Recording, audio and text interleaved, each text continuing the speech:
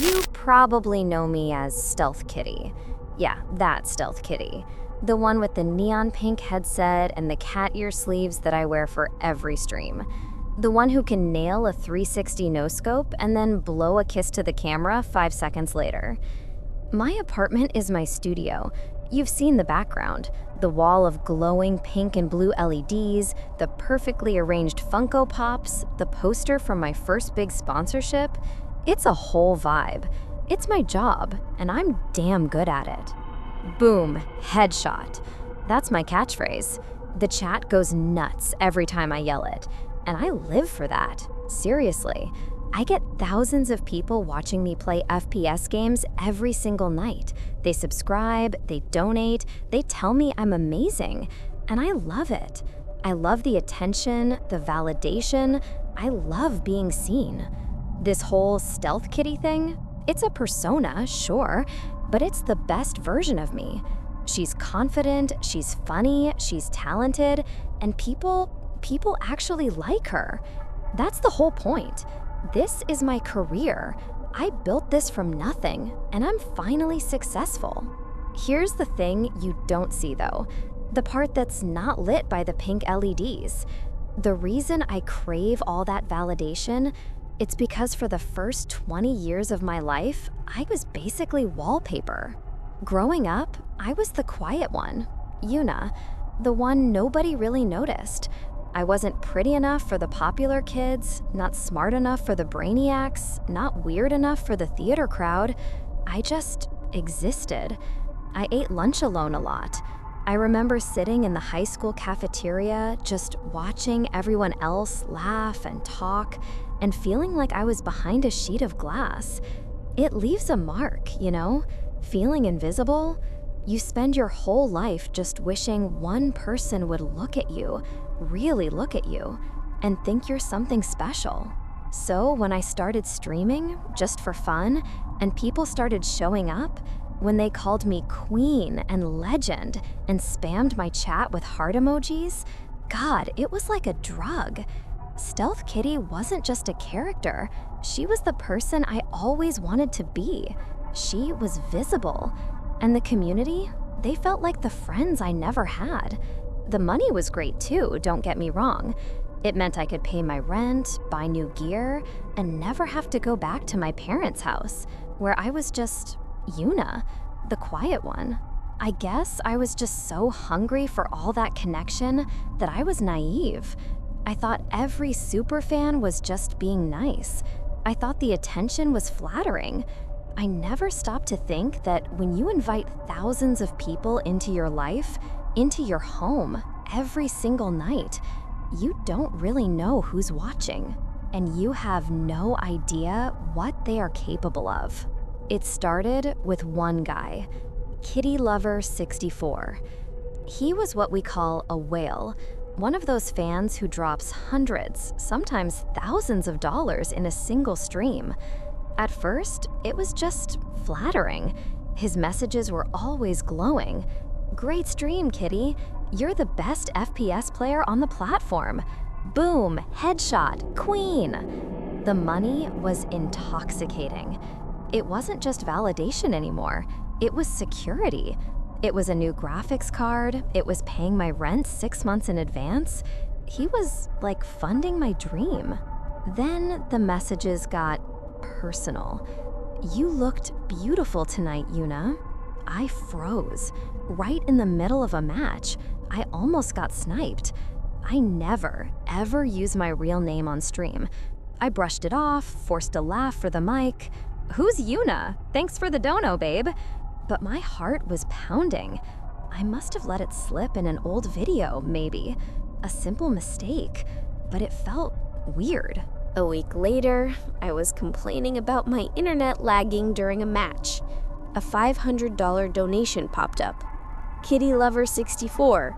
Maybe this will help you get that fiber optic upgrade you were looking at. My blood went cold. I had complained about the lag, sure, but I had never mentioned a fiber optic upgrade. I'd only talked about that with my building super in an email. I forced a laugh for the stream, Wow, kitty lover, thanks. Are you psychic? But my hands were shaking so hard I could barely hold my mouse. It got worse. I don't like when your friend Milo joins this stream. He's distracting. That pink hoodie you were wearing in your social story looks really soft. Why do you always order from that sushi place? The one on Main Street is way better. How did he know what street my sushi place was on? I never showed the bag, never mentioned the name. I just showed the sushi. I started feeling watched. Not on stream, that I liked. I mean, in my real life, when the lights were off. The final straw came on a Tuesday. I wasn't even streaming. I was just editing a video. A donation came through my platform's tip page. Kitty Lover 64, I sent you something. Check your front door. I didn't move for a long time.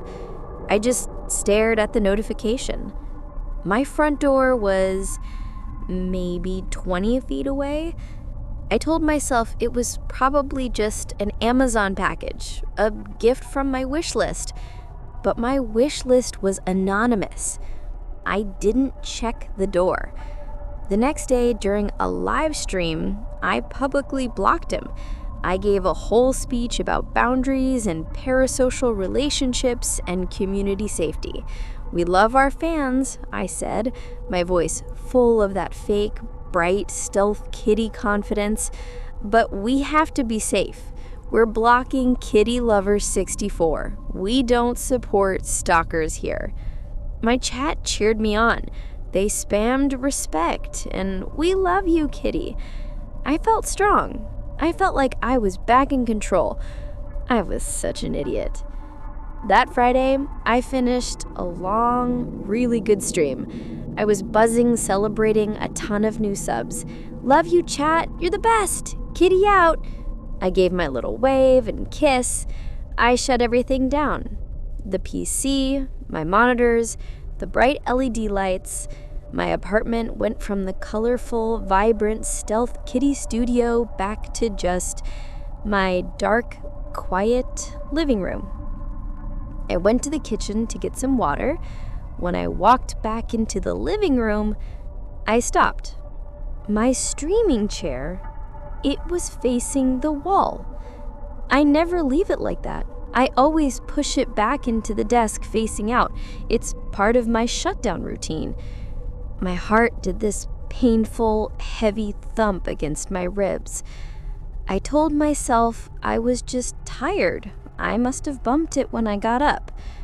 I walked over and put my hand on it to turn it around, and I screamed. But it was one of those silent, breathless screams where all the air gets punched out of your lungs. Sitting on the chair, placed perfectly in the center of the seat, was one of my Funko Cops from the shelf, the little cat girl one.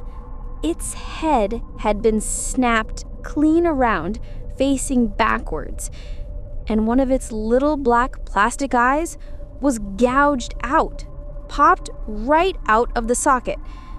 Underneath it, lying on my pink seat cushion, was a small glossy photo, a picture of me. Not Stealth Kitty, me. Yuna. I was at the grocery store, pushing a cart, wearing sweatpants and my old college hoodie. It was taken through the front window from the parking lot. Written on the photo in a shaky red marker was one sentence. You shouldn't have blocked me, Kitty. I miss your pretty eyes. I called the police. Of course I did. They came, 2 of them, and they looked bored. They looked around my apartment, at my posters, at my pink headset. I could see the judgment in their eyes. Another influencer. They took a report. I showed them the Funko Pop, the photo. Looks like you've got an obsessed fan, miss, one of them said, barely looking up from his notepad. Just lock your doors, maybe take a break from streaming for a bit. This online lifestyle seems to attract these types. Take a break? That's my rent. That's my life. He was in my apartment, I said, my voice shaking. He was in here. How did he get in? The cop shrugged. No sign of forced entry. Maybe you left a window open. You really should be more careful. They left. Just like that. I was alone again. I spent the next day in a paranoid fog. I checked the locks on my windows, my front door. My apartment is on the 3rd floor. He couldn't have just climbed in. Did he pick the lock?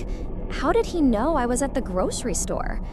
I started to feel like my walls weren't solid, like he could just walk through them. I tried to rationalize it. He was just trying to scare me. He made his point. He's a creep, but he's just a creep online. He got in, left his present, and left. He wouldn't do anything. I had to stream the next night. I couldn't let him win. I couldn't let him take this from me too. This was my space. This was my career. I couldn't let one creep chase me out of my own life.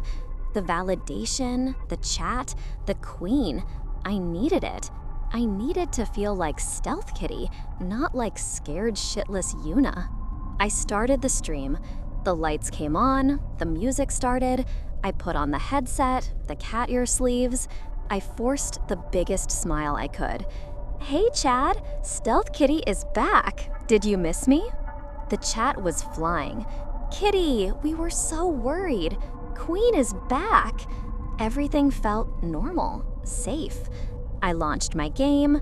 I got a few kills. Boom! Headshot! I yelled, my voice only a little shaky. I was starting to relax. See? It was fine. I was safe.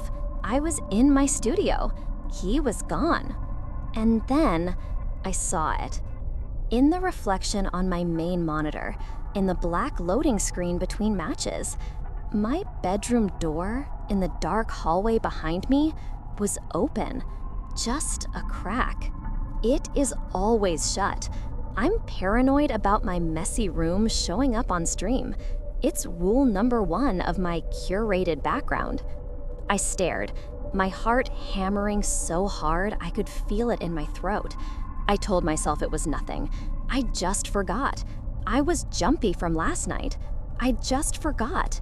Then, in the reflection, I saw the door slowly, silently push open. I stopped talking. Mid-sentence, the chat started to notice. Kitty, you good? Mic cut out? Lag? A new donation message popped up on my screen. $1,000. The username wasn't KittyLover64. It was a new account. I see you, Yuna. The message was just one line. Turn around. You have such a good eye. I think I'll take one. My chat was flying. OMG, a whale. Queen, thanks for the dono. I see you, Yuna. Kitty, say thank you. I couldn't breathe. I couldn't move. My eyes were glued to the reflection. From the dark, blurry rectangle of my bedroom doorway, a hand emerged. A black gloved hand. It waved. Slowly. I didn't scream. I just moved. I ripped the headset off and threw it. It smashed against the wall. The stream was still live, the mic still hot. I heard my chat exploding in confusion. Kitty, what happened? Yuna? I scrambled, my chair flying backward. I ran for the front door, barefoot, in my cat ear sleeves. I fumbled with the deadbolt, my fingers feeling thick and useless. I yanked the door open and fell into the hallway, slamming it shut behind me. I ran. I hammered on my neighbor's door, but the lights were off. Mr. Henderson, he was always in bed by 9. Useless. I sprinted to the elevator, sobbing, mashing the down button. The wait was agony. I felt like he was right behind me, like the elevator doors would open and he'd be standing there. They opened. It was empty. I hid in the building lobby, shaking in a cold vinyl chair, and called 911. Again. Yes, it's me again, the streamer. He's in my apartment. He's in there right now. They came again. They looked annoyed this time. They swept the apartment. They found nothing. The apartment was empty. The bedroom door was wide open. The headset was on the floor, cracked. My stream had timed out, but he was gone. The officer pointed to the fire escape window in my bedroom. The latch was unlocked. He must have heard you on the phone, miss. Climbed right out. He sighed, like I was the problem. You really need to be more careful. We told you to lock your windows. Maybe stay with a friend? A friend? My friends were 1,000 usernames in a chat window. Milo lived 3 states away. I had no one. They left. It was almost 3 a.m. I was alone in the lobby. I couldn't stay there, and I had nowhere else to go. I went back up. It was the longest elevator ride of my life. I locked the deadbolt. I chained the chain. I wedged my desk chair under the doorknob. I went to the bedroom and locked the fire escape window. I checked the closets, under the bed, behind the shower curtain. Nothing. He was gone.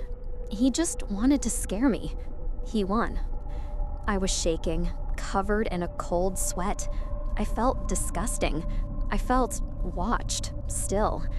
I just wanted to wash the night off me. I went into the bathroom and locked the door. A tiny, flimsy little privacy lock, but it was something. I turned on the shower, as hot as I could stand it, filling the room with steam. I needed to take my contacts out first. I'm practically blind without them. The world just turns into a watercolor painting of blurry, meaningless shapes. I peeled the right one, then the left. I dropped them into their case. The world dissolved. I reached for my glasses on the counter. They weren't there. My heart didn't just thump, it stopped. No, I whispered. I patted the counter, my hands frantic. No, no. I knocked my toothbrush into the sink. Where were they? I always leave them right there. Click. It was quiet. I almost missed it over the sound of the shower. The sound of my bathroom doorknob, the one I had locked, turning. I spun around, squinting. The door was just a tall, white rectangle, a blur. Hello? My voice was a tiny, stupid squeak. Who's there?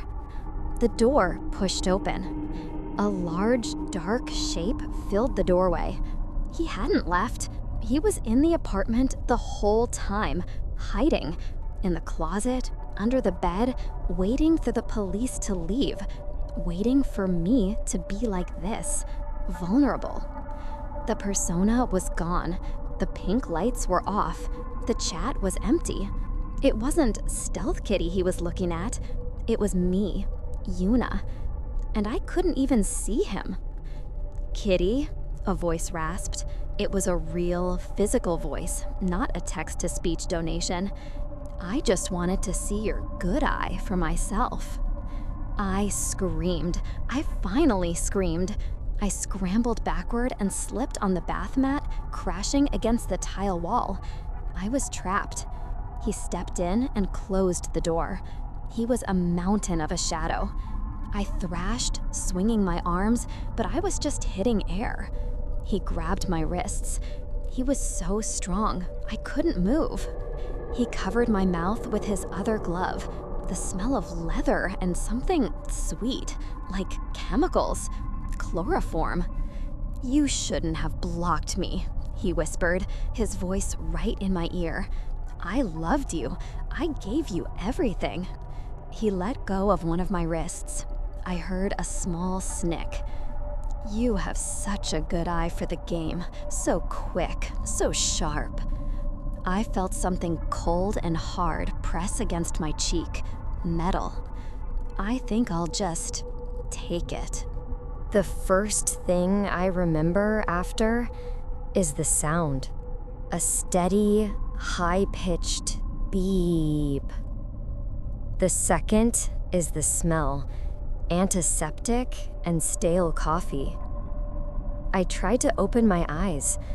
The left one was just a void, a universe of pulsing, raw pain, covered by layers of bandages. The right one, I tried to open it. I strained, but there was just nothing. Not the dark of a room, a thick, heavy, permanent black.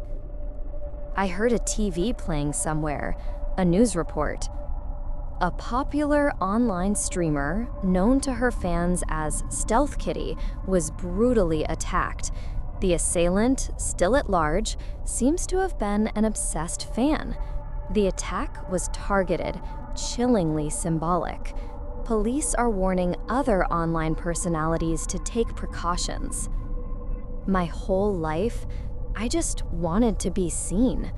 I was so terrified of being invisible, of being that wallpaper girl in the cafeteria. I built a whole person, a whole life, just to get people to look at me. And I invited them all in. I let them watch me. I let them love me.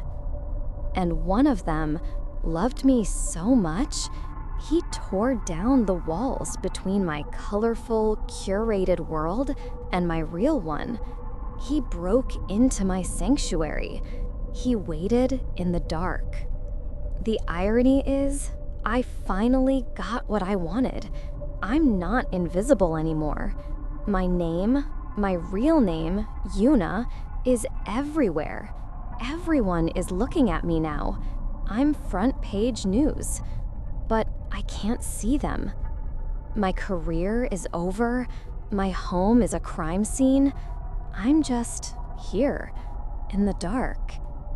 And the worst part, the last thing I'll ever see, that blurry, terrifying shape in my bathroom doorway, he's still out there. And he knows he was the last thing I saw. You'd probably like me if you met me. Most people do. I'm Quiet Aoife at Mr. Toffee's Coffees, the 23-year-old barista who always remembers if you like extra foam and laughs just a little too shyly at bad jokes. I'm the girl with the clean, beige apartment that looks like a page from an IKEA catalog. Safe, predictable, and terminally boring. My boss thinks I'm saving up for a marketing degree or something. I just nod and let him think it. It's easier that way. This whole life, the coffee-stained apron, the polite smiles, the fake plant in my living room, it's not a life. It's a costume. It's the perfect camouflage. The real me doesn't clock in until I'm home. The door is double locked, and the only light in the room is my laptop screen. The real me lives in the hum of a hard drive and the click of a mouse. I got my first taste of it back in high school. I had this, well, friend is a strong word. She was one of those early influencers, the kind of girl who was popular just for existing. Perfect life, perfect hair, thousands of followers who adored her every post. I couldn't stand how easy it was for her. I was a nobody, the quiet girl in the back of the class. She was everything. So I did a little digging, just a few clicks. It was surprisingly easy, and I accidentally leaked her home address on some obscure fan forum. Watching her public meltdown was intoxicating. The tearful videos, the "I don't feel safe" posts, the sheer unfiltered panic from someone so perfect. It was like a drug. For the first time in my life, I felt powerful. I wasn't the invisible one anymore. I was the one pulling the strings, watching the puppet dance. I realized I could break things. and I realized I liked it. I've just refined the hobby since then. I'm a hunter. My hunting ground is the internet. Specifically, those low-traffic forums where the lonely ones, the weirdos, go to complain. The shy ones, the socially awkward, the ones who collect strange things or have opinions they're too afraid to share in the real world. They're so desperate for a connection, for someone to finally see them. I become their perfect friend. I listen. I validate. I learn their language. I'm the girl who gets them. And eventually, they send me things. Pictures, confessions, videos. Things they'd never want their mom or their boss or their wife to see. And then I switch. The thrill I get when they beg, when they promise me anything, when their whole world shrinks down to my inbox, that's the real me. I'm a predator. I know that. I love it. I love the control. I had a perfect system, meticulous. I'm not stupid. I'm not like those idiots who get caught. I use layered VPNs, burner accounts, untraceable crypto. I'm a ghost. No one could ever connect the ruthless blackmailer to quiet Aoife. My camouflage is perfect. I am a god in this little digital world I built. That's what I thought, anyway. Until last night. I was logging in to check on a new friend I was grooming, a guy in Spring Valley. He's married, a little older, and collects disturbing dolls. He was this close to sending me a video he'd made, the one I knew would be worth at least a few $1,000s. But I had a new message from an account I'd never seen before, a string of random numbers. I almost deleted it as spam. It was just one line. It's your turn to be seen, Aoife. And attached to the message was a picture. It wasn't one of my victims. It was me, sleeping, in my bed. It was taken from the foot of my own bed, from inside my locked apartment. The timestamp said 2 minutes ago. My blood went cold. Not just cold, it felt like it turned to slush. I couldn't breathe. I wasn't sleeping. I was awake. I was sitting right here. How could a picture be timestamped 2 minutes ago? I stared at it. Me in my old gray t-shirt, mouth slightly open, hair a mess on the pillow. It was real. I recognized the pillowcase. It was from last night. They just faked the timestamp, right? They had to scare me, to throw me off. That's a classic move. I would know. I jumped up so fast, my chair fell over. I ran to the door. The deadbolt was thrown, the chain was on, exactly as I'd left it. I checked the 2 windows in my apartment, both locked, from the inside. I grabbed the heaviest knife from my kitchen block. I checked the closet. Just my boring cardigans. I checked under the bed. Dust. I ripped back the shower curtain. Nothing. I was alone. I've always been alone. But the fear was so thick I could taste it like old pennies. The photo didn't come from someone in my apartment. It came from my laptop, the one I'm staring at right now. The one I use for everything, the camera I keep taped over. I'd looked at the laptop. The little piece of black electrical tape was still firmly in place over the webcam. So how?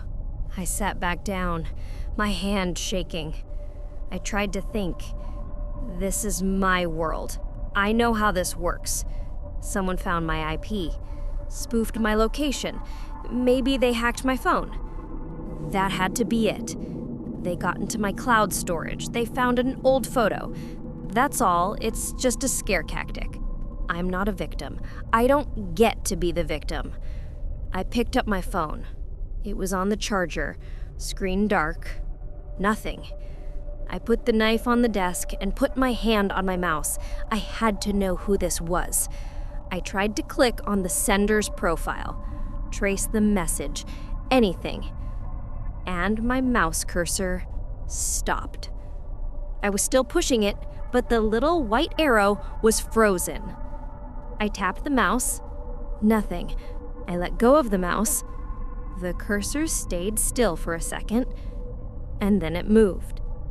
It wasn't a glitch. It wasn't lag. It moved smoothly, deliberately across my screen. My hand was 6 inches away from the mouse. I just watched. It moved up to my bookmarks bar. It hovered, then clicked. Show all history. My stomach dropped out. My real history, the one I clean meticulously every single night. But it was all there. The list populated, and the cursor began to scroll. Slowly. Past the coffee supply websites for work. Past the bill pay portals. And then it just stopped right on the links to the forums. The ones I use. My hunting grounds. It hovered over a link to a user profile I'd been grooming. The Spring Valley guy. It was a person. A person was doing this right now on the other end, watching me watch them. They weren't just in my apartment, they were inside my computer, walking through my private life like they owned the place. They were touching my things. I literally screamed and slammed the laptop shut. I didn't just close it. I grabbed the whole thing, ran to the wall, and ripped the power adapter out. I hit the power button on my modem, killing the internet. The little green lights went dead. I sat there on the floor, in the dark, my back against the wall, holding the warm, dead laptop. My heart felt like it was going to break through my ribs. This isn't a game. This isn't a joke. This is what I do to other people. This is what it feels like. The helplessness, the violation. I hated it. I sat there for maybe an hour. The silence in the apartment was deafening. I had to know. I had to see the damage. I'm not a victim. I'm a predator. I can fight this. I rebooted my laptop, but I left the internet off. I was gonna go offline, dig through my own system files, find the Trojan or the rootkit they'd used. I'm careful, I'm smart. They must have left a trace. I spent hours. I ran every scan I had. I found nothing. Not a single file out of place. Not one corrupt line of code. It was clean. Impossible. Doubt started to creep in. Maybe it was a one-time thing. A warning shot. A rival. Maybe they got what they wanted and left. Maybe I was just panicking and they were already gone. There was only one way to know. I plugged the modem back in. I watched the lights blink. Blink. Green. I was online. I opened my laptop. Everything was quiet. The cursor was mine again. I moved it around. It obeyed. I waited. 5 minutes? 10. Nothing. I let out a shaky breath. Maybe it was over. Maybe I'd scared them off when I cut the power. I was in control again. I opened my secure email, the one I use for business. A new message from the same account. It was sitting in my inbox, timestamped 1 minute ago. Subject, your collection. I opened it. It was a list. Every single person. Not just the ones I was working on, all of them. My first one from 2 years ago, the guy in Spring Valley, even the influencer from high school, with a link to the original forum post I'd made. It had their names, the dates I'd contacted them, and file attachments labeled with their names. My blood ran cold again. I knew exactly what was in those files. My leverage, my trophies, my entire secret life, all neatly organized in an email. I scrolled to the bottom. There was a new message. We know you're reading this, Aoife. We start sending these to their families, their jobs, and the police at 9 a.m. tomorrow. Unless you're ready to play. And then from across the room, on my desk, click. I looked over.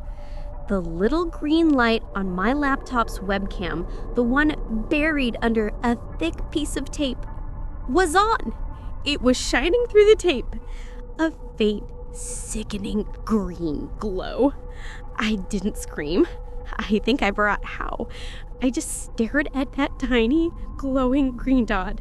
It was impossible. I scrambled backward, falling off my chair. I had to get out of my apartment. This wasn't my command center anymore. It was a cage. I grabbed my keys, grabbed my phone. I fumbled with the deadbolt, and then I heard it. Click.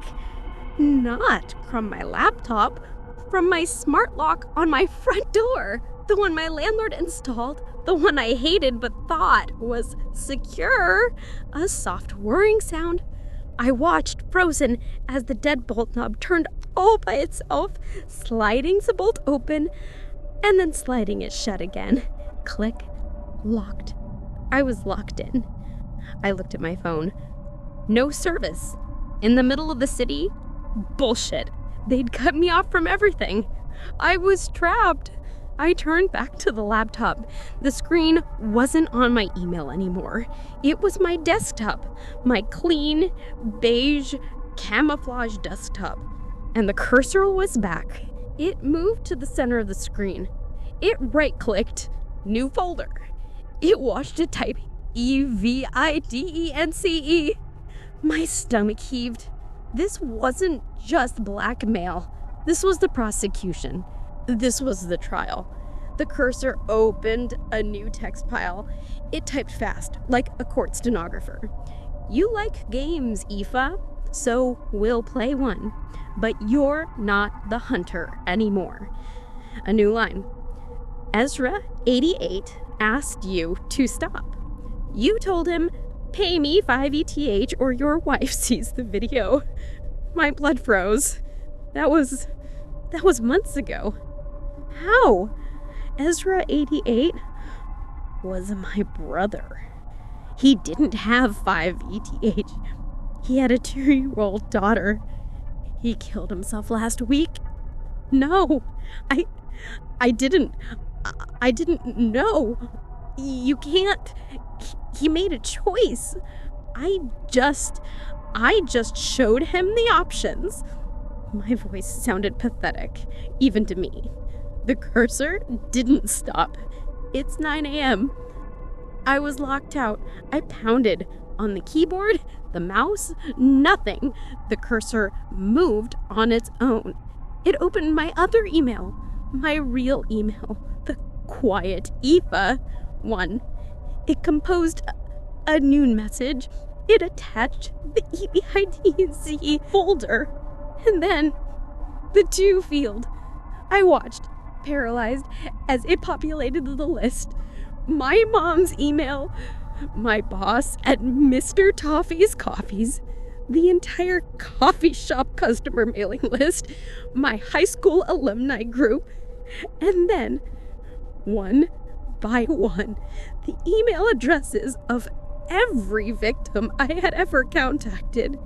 No, I whispered at the screen.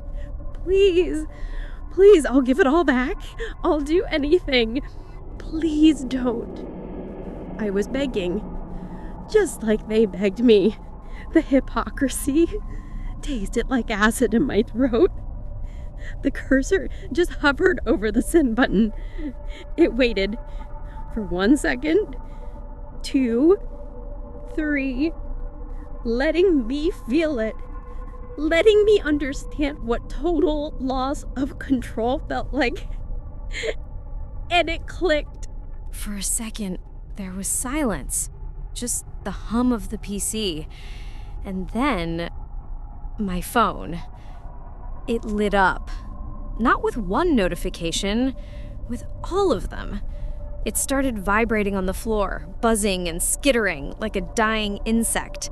My mom, my boss, my old high school friend, the guy from Spring Valley, messages of pure, unfiltered disgust, of horror, of what did you do? My whole life, my 2 lives, collapsing into one giant burning pile of filth. The me everyone knew was gone. The real me was all they could see. A new message appeared on the laptop screen, the last one. Now they all see you. And then, faint at first, but getting closer, I heard it. The wail of a siren. They didn't just email my victims, they emailed the police. I didn't even try to run. Where would I go? I just sat on the floor of my perfect beige apartment. The camouflage was gone. It's funny. I spent my whole life terrified of being seen, of people knowing I wasn't quiet Aoife. I thought the power was in the secret, in the control. I was wrong. The power was always in the exposure. I just wasn't the one holding the switch. The sirens are outside my door now. I can hear them. I can hear boots in the hallway, someone pounding on the door. I'm not a predator. I'm not even a victim. I'm just evidence. Is the little red light on? Yeah, we're rolling. So, here's the thing nobody tells you about the van life aesthetic you see on Instagram. It smells. It smells like stale sweat, dry shampoo, and whatever cheap gas they pump into the tanks out here. It smells like living in a gym bag. But you won't see that in the thumbnail I post later.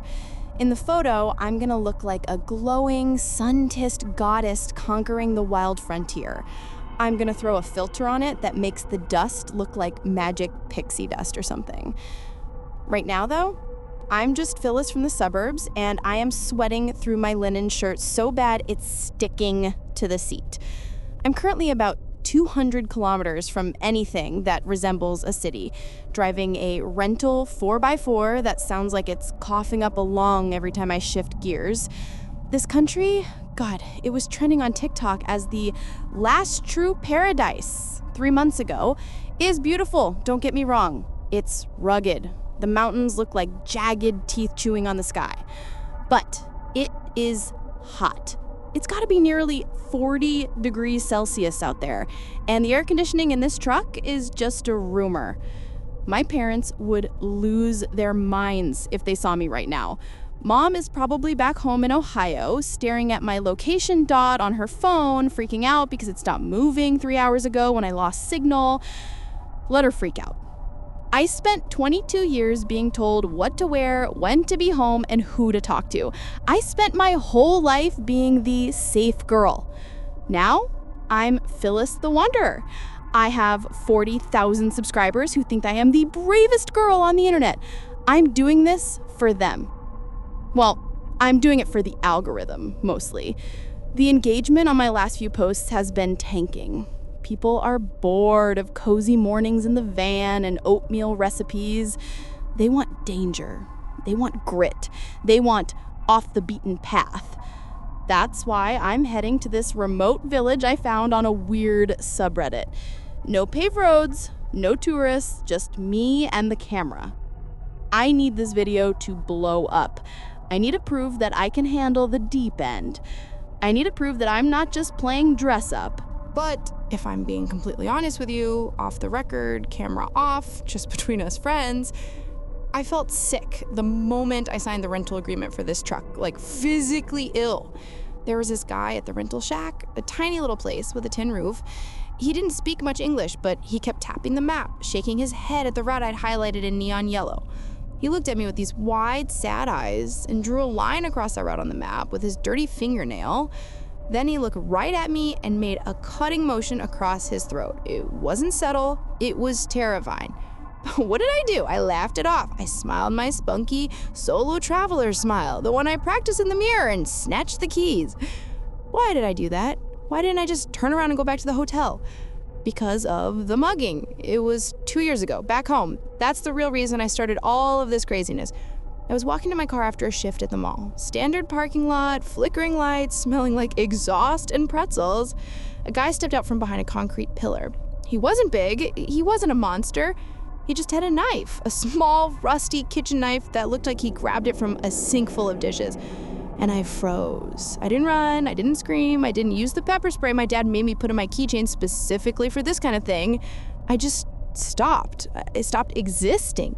I handed him my bag, my phone, my keys.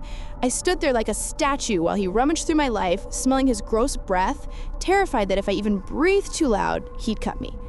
I was pathetic. When the cops came, they said I did the smart thing. You survived, they said. That's what matters. But I know the truth. I didn't survive because I was smart. I survived because I was a coward. I learned that night that when the world gets scary, Phyllis doesn't fight. Phyllis folds. I hate that version of me. I hate her so much it burns. So I built this new life. I drive into deserts and sleep in parking lots and go to countries where I don't speak the language, all to prove that the terrified girl in the parking lot is dead. Every time I ignore a warning sign, every time I push down that instinct that screams, turn back, I feel like I'm winning. I'm rewriting my DNA. The rental guy looks scared for me. My gut told me he was right. My stomach is in knots right now, and my hands are slippery on the steering wheel. But I can't turn back. If I turn back, the fear wins. If I turn back, I'm just the girl who froze in the parking lot again. So I'm gonna keep driving. I'm gonna get the shot, and I'm gonna pretend I'm not terrified of what's waiting for me at the end of this road. I found the spot. It took another hour of bouncing over gravel that felt like it was going to shatter my spine and rattle the teeth out of my head, but I found it. It's a scenic overlook. Well, that's generous. It's basically a flat patch of dirt on the edge of a cliff, dropping straight down into a valley of dense, black pine trees. The sun was just starting to dip below the mountains, painting the sky this bruised purple color. Perfect lighting. The golden hour for the thumbnail. I pulled the van right up to the edge, nose pointed toward the drop so I could open the back doors and film the sunset from bed. That's the classic shot, right? Feet in wool socks, cozy blanket, epic view. I put the van in park. The engine was rattling so loud I couldn't hear myself think, so I killed the ignition. Silence. Just instant, heavy silence.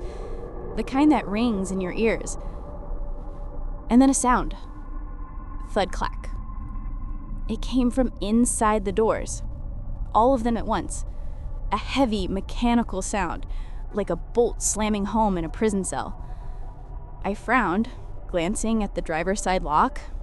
The little plastic tab had snapped down. Weird.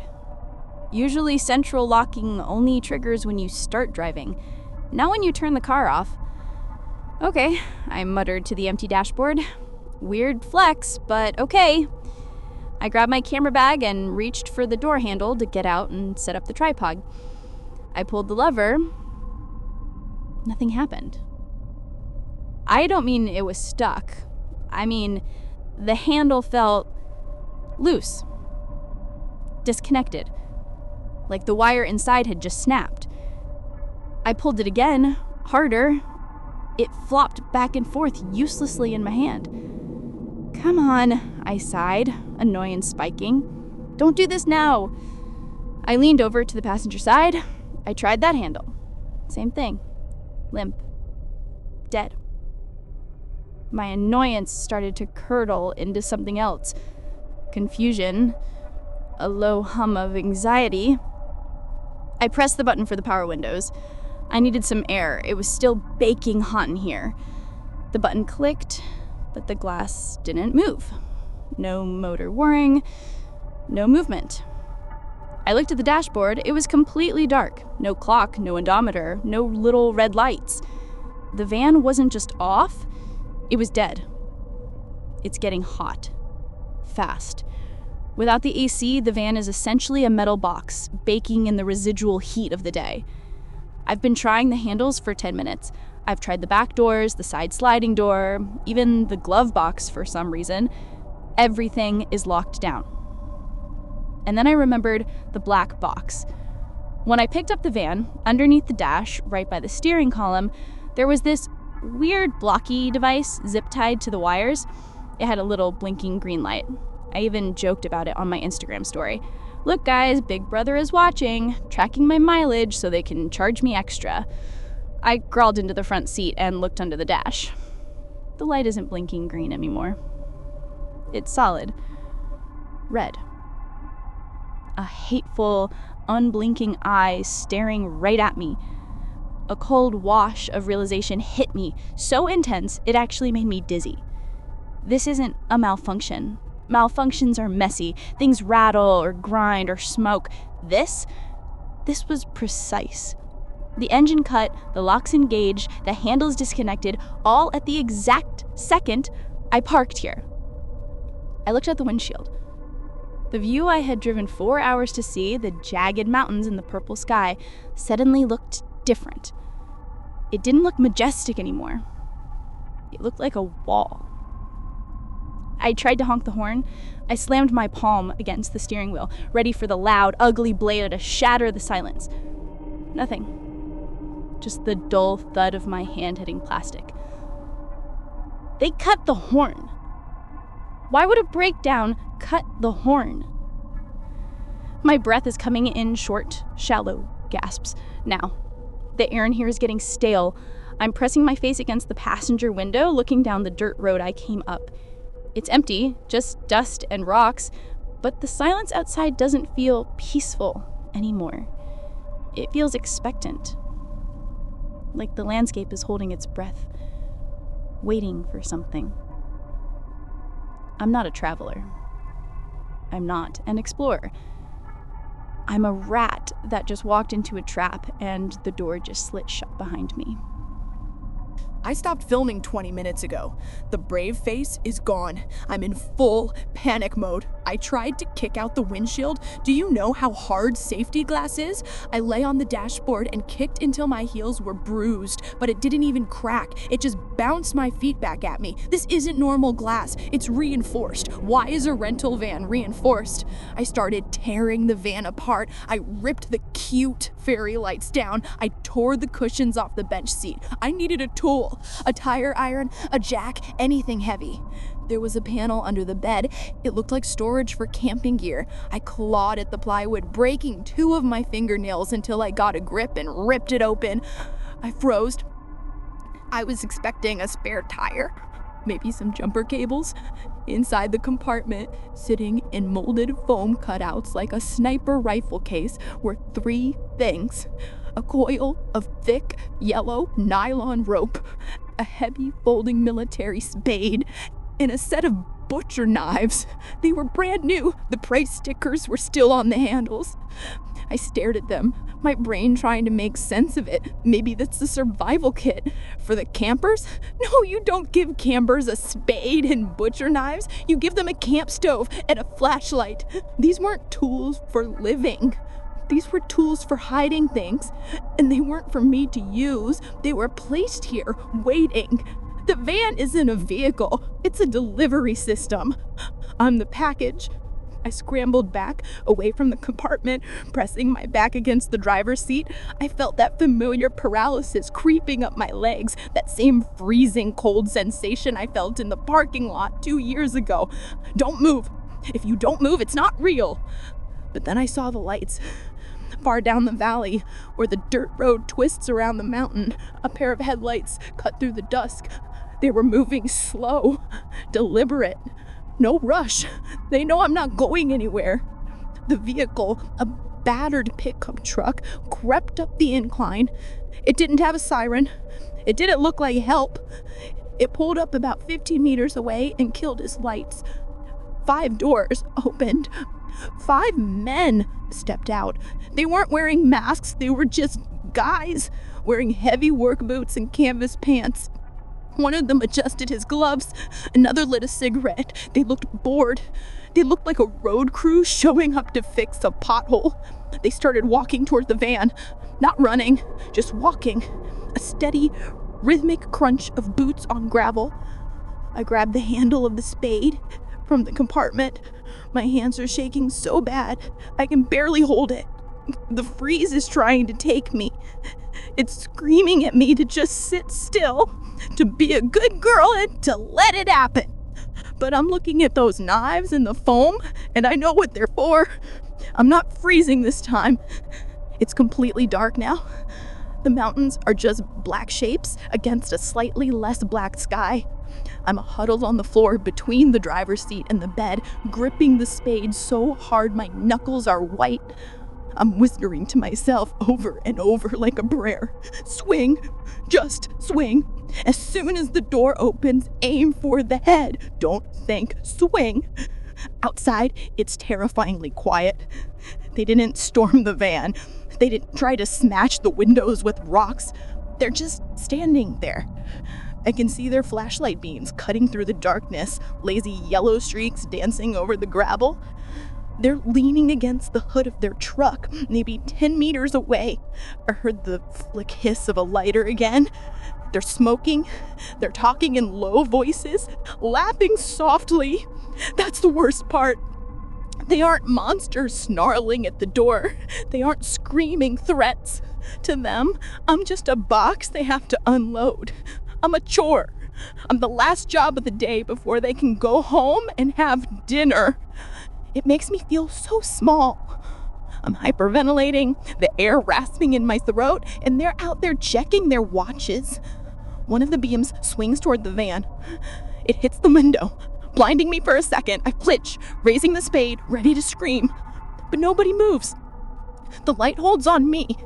I know they can see me. They can see the girl trembling in the cage. They can see the spade. They probably think it's cute. The conversation outside stops.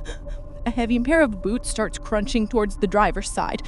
Crunch, crunch, crunch. It's so slow. It's the sound of inevitability. The man stops right at the window. He shines the light directly into my eyes. I squint, trying to see his face. He's older. Tired eyes.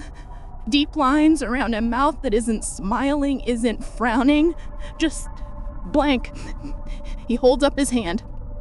Dangling from his thick, calloused fingers is a small, black key fob. He looks at me.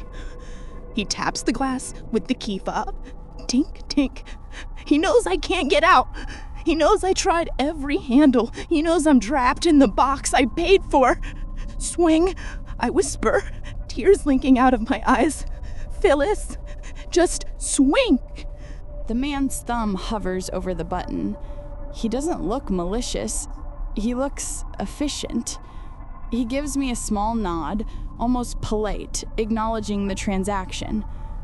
I brought myself here. I signed the papers. I drove the route. I did all the work for them. He presses the button. Beep, beep. The sound is deafening in the silence, immediately followed by the mechanical clunk of the deadbolts retracting, the heavy slide of the side door mechanism engaging. The motor whirs, a high-pitched whine that sounds like a scream. The side door begins to roll open.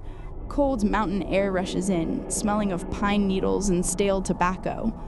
This is it. This is the moment. The door is opening. I have the weapon. I have the angle. I just have to stand up and bring the metal edge down on the first thing that enters. Stand up, my brain screams. Move. But my legs don't move. My arms don't lift. The cold washes over me, and it's like being dunked in ice water. The freeze hits me harder than it ever has before. It's not a choice, it's a physical weight, crushing my chest, locking my joints. I am not Phyllis the Wanderer. I am not the brave adventurer. I am the girl in the parking lot. I have always been the girl in the parking lot. All the miles, all the videos, all the fearless captions, it was just a costume, and now the costume is stripped away. The spade feels impossibly heavy. My fingers loosen. I don't want them to, but they do. Clang. The spade hits the metal floor of the van. It bounces once and settles. I stare at it. I stare at my failure. I wanted to fight. I wanted it so bad. But you can't outrun who you are. A boot steps onto the van floor. Heavy, mud-caked, purposeful. I look up. The man is looming over me now, filling the open door, blocking out the stars. He isn't holding a weapon. He doesn't need one. He sees the dropped spade. He sees me huddled in the corner, shaking, empty hands raised in surrender. He smiles. It doesn't reach his eyes. "Okay, I promise to be gentle," he says, his voice rough and bored. He reaches for me, and I don't make a sound. Before I tell you exactly what happened, you have to understand the room. If you've never been backstage at a dive comedy club, count yourself lucky. It doesn't smell like glamour or potential fame. It smells like nervous sweat, 3-day-old beer, and the specific heavy kind of despair that only comes from middle-aged men realizing they aren't funny. I was sitting on a torn leather sofa in the green room of the Chuckle Hut, which was actually just a storage closet with a humming mini fridge and a mop bucket in the corner, staring at my notebook. My hands were shaking. Not a little tremble like too much caffeine, but a full-on vibration that rattled the pen against the paper. I'm 38 years old. I shouldn't be shaking like a kid before a spelling bee. But I was. I checked my bank account on my phone, hiding the screen under the table like it was a dirty secret. -$400. Fantastic. You're up in 10, Vince. The club owner, a greaseball named Sal, who wore too much cologne to mask the smell of desperation, shouted from the doorway. He looked at me like I was a bad investment, which, to be fair, I was. I'm Vincent. Until 6 months ago, I was a senior HR manager at a logistics firm. I wore ties, I had a dental plan. I was the guy who sat across the desk from crying people and told them they were being let go because of budget cuts, all while keeping a straight face. I was good at it, cold, efficient, a robot in a suit. But inside, I was screaming. Every single day, I felt like I was suffocating under those buzzing fluorescent lights. So I did what any sane person having a midlife crisis does. I torched my career.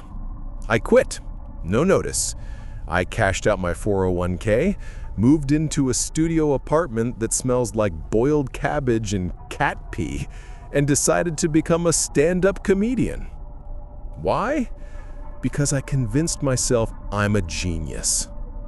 I tell myself that when I'm eating instant noodles at 3 a.m. I see things other people don't. I see the absurdity of it all. The only problem is, getting a room full of drunk tourists to see it too is harder than it looks. They want knock-knock jokes. I'm giving them social commentary. They don't get me. Not yet. But tonight felt different. The air in the club was heavy, thick with static electricity. I could hear the guy on stage right now, some kid telling crude jokes, bombing hard. Silence is the loudest sound in the world when you're standing behind a curtain. It eats you alive. I stood up and adjusted my jacket. It was a little tight. I've been stress-eating cheap burgers. I needed this set to work. I didn't just want laughs. I needed them. Like oxygen. You know why I'm really here, though? It's not just the boredom or the midlife panic. It's my old man. My dad was a musician, not a famous one. A local legend, which is polite code for broke alcoholic. He played jazz saxophone in empty bars for 40 years. We never had money for heat, but we had plenty of lectures on artistic integrity. I remember this one night clearly. I was maybe 10 years old. He came home smelling like gin and stale cigarettes, dragging his instrument case behind him like a coffin. He sat me down at the kitchen table, the one with the wobbly leg we fixed with a folded napkin, and looked me dead in the eye. "Vinny," he said, his voice rough and wet. "People think success is about talent. It's not. It's about what you're willing to trade. To be great, to be truly legendary, you gotta be willing to sell your soul. Most people, they keep their souls and die quiet. Don't die quiet, Vinny." He died broke in a hospital bed 2 years later. Quiet as a mouse. I spent my whole life hating him for that. I went into HR specifically to be the opposite of him. Stable, boring, safe. But every time I fired someone, every time I saw the light go out in their eyes, I heard his voice. "Don't die quiet." I realized he was right. I hated him, but he was right. The safety was killing me. The silence of my own life was deafening. I realized I would do anything, literally anything, to not end up like him, to not be a local legend or a corporate drone. That's the trauma, isn't it? The fear that you're just average, the terror that you don't matter. So I developed this hunger. It's ugly, I know it is. When I'm on stage and I actually get a laugh, it's better than sex. It's better than love. It's validation that I exist, that I'm smarter than them, that I'm worth something. But the laughs weren't coming. To understand why I was standing there tonight, drenched in cold sweat, you have to rewind exactly 1 week. I had just come off stage after the worst set of my life. I didn't just bump, I cratered. Someone actually threw a wet coaster at me. I went back to my apartment, cracked open a bottle of the cheapest whiskey I could find, and sat in the dark, refreshing my email, hoping for a booking. Nothing. That's when the desperation hit. The kind of desperation that tastes like copper in your mouth. I started Googling. Stupid stuff at first. How to write better jokes, comedy timing tips. Then, as the bottle got lighter, the searches got darker. Rituals for fame, selling your soul, myth or real. I ended up on this forum that looked like it hadn't been updated since 1999. Black background, red text. One thread stood out. The patroness of patronage, for those who want it all. It was ridiculous. A list of ingredients you could buy at a corner store. Salt, a mirror, a drop of blood, and a statement of intent.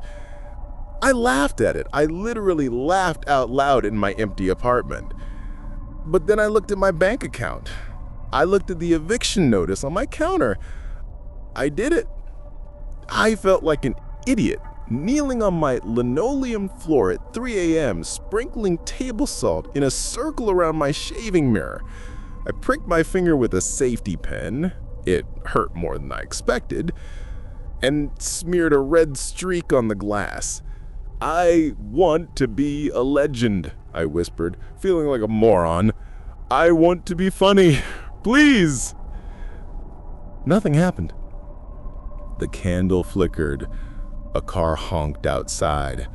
I blew out the candle, cursed myself for being a superstitious loser, and went to bed. The knock came the next morning. I was hungover, wearing just my boxers when I opened the door. Standing in my hallway, which usually smells like cat litter and old soup, was a woman who looked like she'd stepped out of a high-end fashion magazine. Sharp black suit, tailored to the millimeter. Hair pulled back so tight it looked painful. And teeth. My God, her teeth were so white they almost glowed in the dim hallway light. "Vincent?" she asked.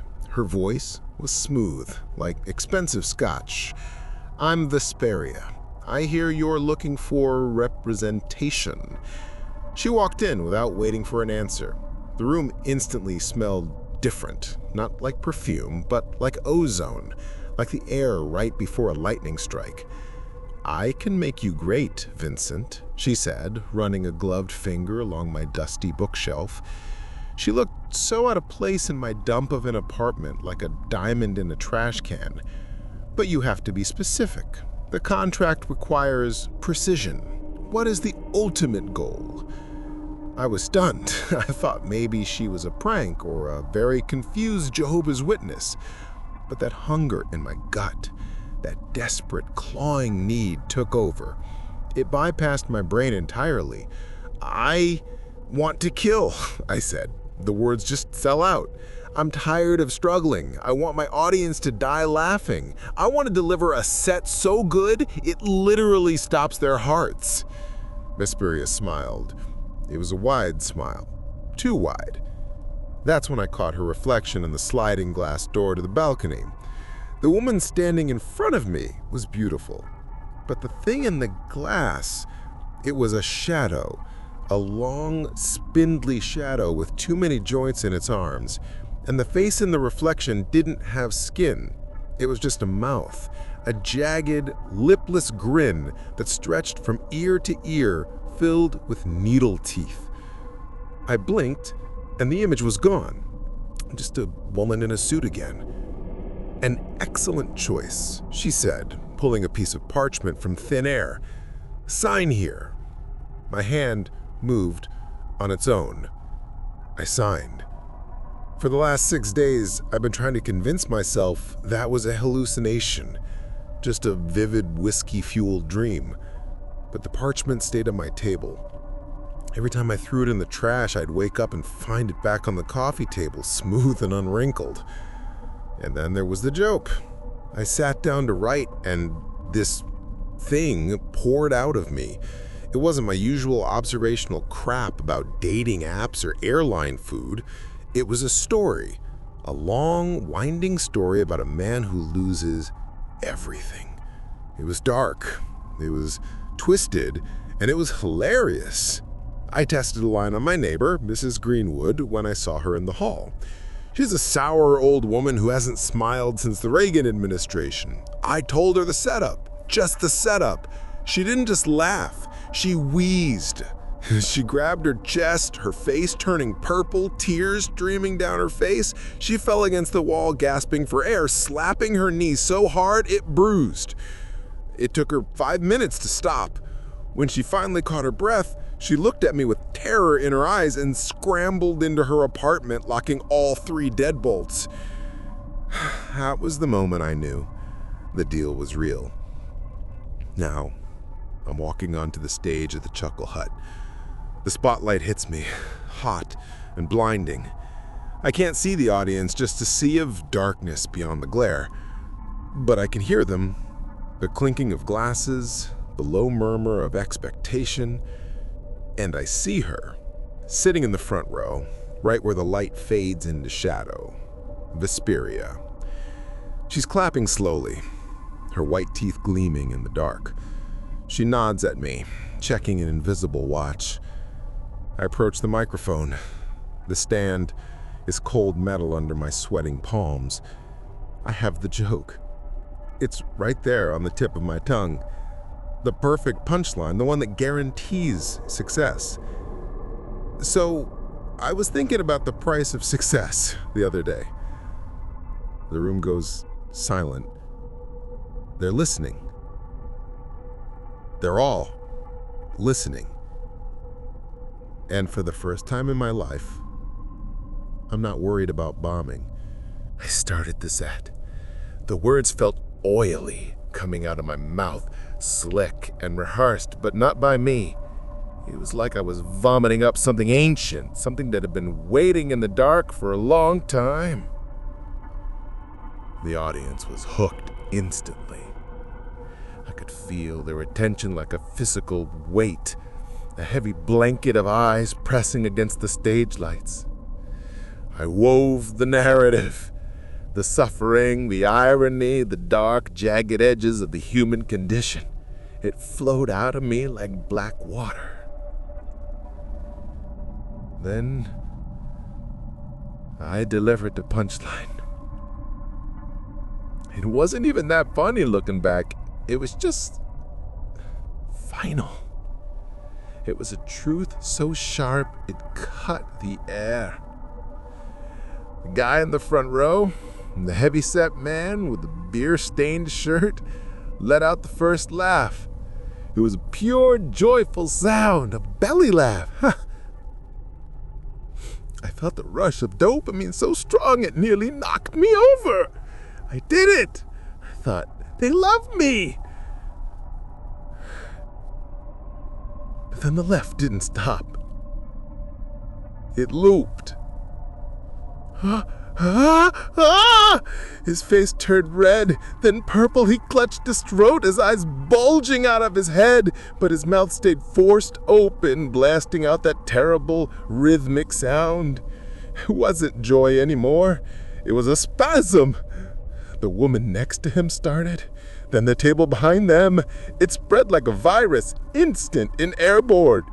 Within 10 seconds, the entire room was roaring. Stop! I laughed nervously into the mic. It wasn't that good! Come on! But they couldn't stop. The sound changed. It stopped being laughter and started sounding like wet machinery breaking down. People were falling out of their chairs, clawing at their own faces, their chests heaving violently as their lungs fought for air that wasn't there. I saw a woman in the back snap a rib. I heard the crack over the microphone, a dry snap like a dead branch stamping on. She was still laughing as she curled into a ball, coughing up blood. Stop it! I screamed, dropping the mic. It hit on the floor with a deafening thud, feedback squealing through the speakers, but it didn't drown them out. I'm done! The set is over! I looked at Viscaria. She was the only one sitting still. She wasn't laughing. She was just smiling that wide, impossible smile, checking off a box on her clipboard with a fountain pen. She locked eyes with me and mouthed one word: contract. I tried to run off stage, but my legs wouldn't move. I was paralyzed, glued to the spot, forced to watch, forced to be the headliner for a massacre. The laughter reached the pick forest, a cacophony, gargling, joking, and snapping bone. It was the loudest sound I had ever heard. It vibrated in my teeth. It rattled the glasses on the bar. And then one by one, they stopped. Not because they calmed down, but because they died. The man in the front row slumped forward onto the stage, his face blue, a rictus grin frozen on his lips. The woman who broke a rib went still. The room fell into a silence, deeper and heavier than any bomb I had ever delivered. I stood there for a long time. The smell hit me first. It wasn't sweat and stale beer anymore.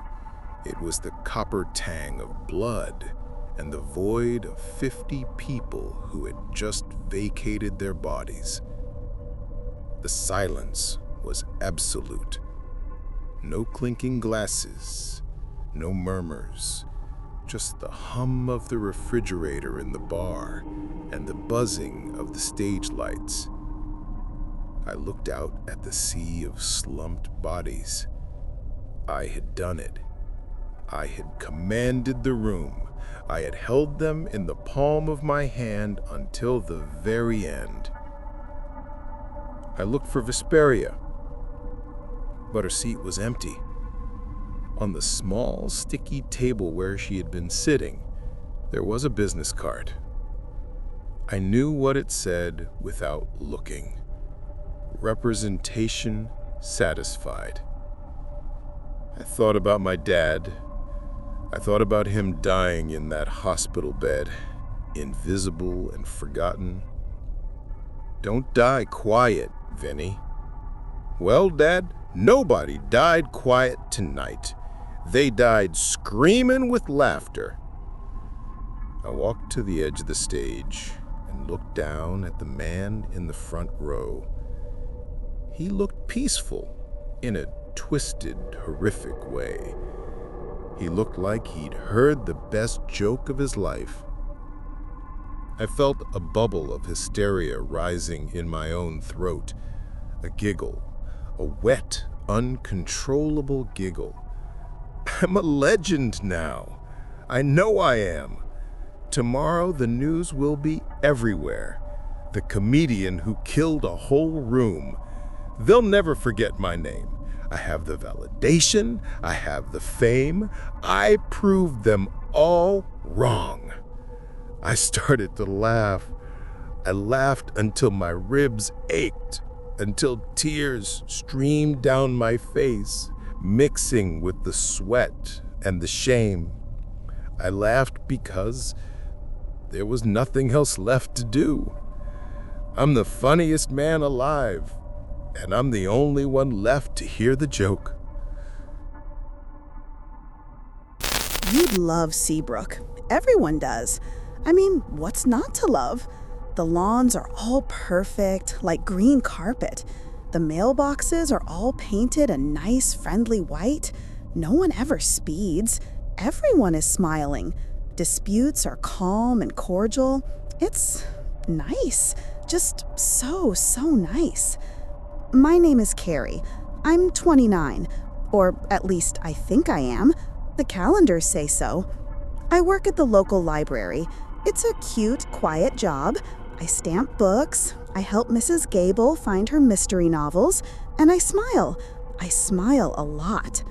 I have a kind boyfriend, Ernesto. He's handsome, in that perfect, non-threatening way. He sells insurance. We're supposed to get married. It's a perfect life. So why do I wake up every single night, my heart pounding, feeling like I'm suffocating? It's just, things are too perfect, you know? Ernesto always says the exact right comforting thing. Mrs. Gable, my neighbor, always has a fresh-baked pie just when I'm feeling down. Franklin, the waiter at the diner, always knows my order, which is fine, but he also seems to know what I'm going to say before I say it. I thought I was just, I don't know, depressed? Stressed? That's what Ernesto said. You're just stressed, babe. Wedding jitters. But then, the glitches started. Little things. Things you'd brush off if you weren't paying attention. And God, I am always paying attention. I was at the library, shelving books. Mrs. Gable came in. "Morning, Carrie," she said, smiling her big, bright smile. "Lovely day for it, isn't it?" "It sure is, Mrs. Gable," I said, smiling back, the polite librarian smile. She went to the history section, like always. 10 minutes later, she came back up to the desk. "Morning, Carrie," she said, same smile. "Lovely day for it, isn't it?" I just stared at her. My hand, the one holding the book stamper, just froze. You just said that, Mrs. Gable." Her smile didn't even flicker. "Oh, did I? Silly me. Getting old." She gave a little laugh, perfectly timed. But her eyes, they were just empty, like glass. Then she just turned and walked out. I told Ernesto about it that night. He laughed. "She's just getting old, babe. You're overthinking it." But I wasn't, because the next day, Franklin the waiter did it.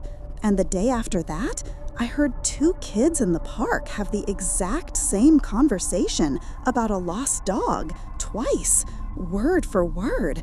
It's not just getting old. It's not a coincidence. It's a script. And I'm the only one who seems to be off book. After the Mrs. Gable incident, I started testing. Little things. I'd put a book on the wrong shelf on purpose. The next morning, it would be back in its right place. I'd forget my keys at the diner. Franklin would have them, but he'd hand them to me before I even realized I'd left them. I felt like I was going crazy. I needed a real test, something that wasn't just a glitch, something that would prove I was in control, or that I wasn't. that's when I thought of the spaghetti. It sounds so stupid, I know, the spaghetti incident, but it was the night that changed everything. It was Tuesday. Tuesday is spaghetti night. Ernesto loves spaghetti. He talks about it all day. It's his favorite. It's part of his, I don't know, his code. So I decided I wasn't going to make spaghetti. I didn't make a big deal out of it. I just didn't. I went to the store, the one perfect clean grocery store, and I bought chicken and rosemary and potatoes. I was going to make roast chicken. I love roast chicken. It smells real. The whole time I was cooking, my heart was hammering. I felt alive. I was doing something real, something I wanted to do. The kitchen smelled like herbs, not just canned tomato sauce. Ernesto came home at 6 p.m., on the dot, like always. "Hey, babe, I'm home," he called out. "Smells different." "Hi, honey," I said, trying to sound casual. "I made roast chicken." He walked into the kitchen, and he just stopped. He stared at the platter on the counter. The chicken was beautiful, golden brown. The potatoes were crispy. He just stared. His face was blank. "This is chicken, Carrie." "I know," I laughed a little nervously. I felt like chicken." He didn't move. His smile was still there, but it was frozen. "I don't understand. It's Tuesday. Tuesday is spaghetti night." "I know. I wanted chicken. Don't you want chicken? It's spaghetti night." He wasn't talking to me. He was just stating a fact that had been broken. He looked at the chicken, then at me, then at the empty stove. "Where's the spaghetti, Carrie?" "Ernesto, stop it! There is no spaghetti. I made chicken." His face started to twitch, just a little, at the corner of his eye. "Spaghetti night. I don't. He looked lost, genuinely, terrifyingly lost. And then the knock. I jumped. A loud, solid knock on the front door. Ernesto just kept staring at the chicken, muttering spaghetti. I went to the door. It was Mrs. Gable. She was holding a huge, steaming pot covered in foil. "Oh, Carrie, thank goodness you're home," she said. "I just made way too much spaghetti. I was wondering if you and Ernesto could help me out." I just looked at her, at the pot, at her smiling, empty, correcting face. She wasn't asking, she was telling me. She was fixing my mistake. I broke. I started to laugh, this hysterical, awful sound. Mrs. Gable's smile tightened. "Are you all right, dear? You sound upset." "I'm fine, Mrs. Gable," I said, my voice shaking. "Just fine." I took the pot. It was heavy. I went back to the kitchen, right past Ernesto, and dumped the whole steaming, perfect pot of spaghetti right on top of my beautiful, real rosemary chicken. Ernesto looked at the mess, and he smiled, a real happy smile. "Oh, great," he said, like nothing had happened. "Spaghetti, I was starving."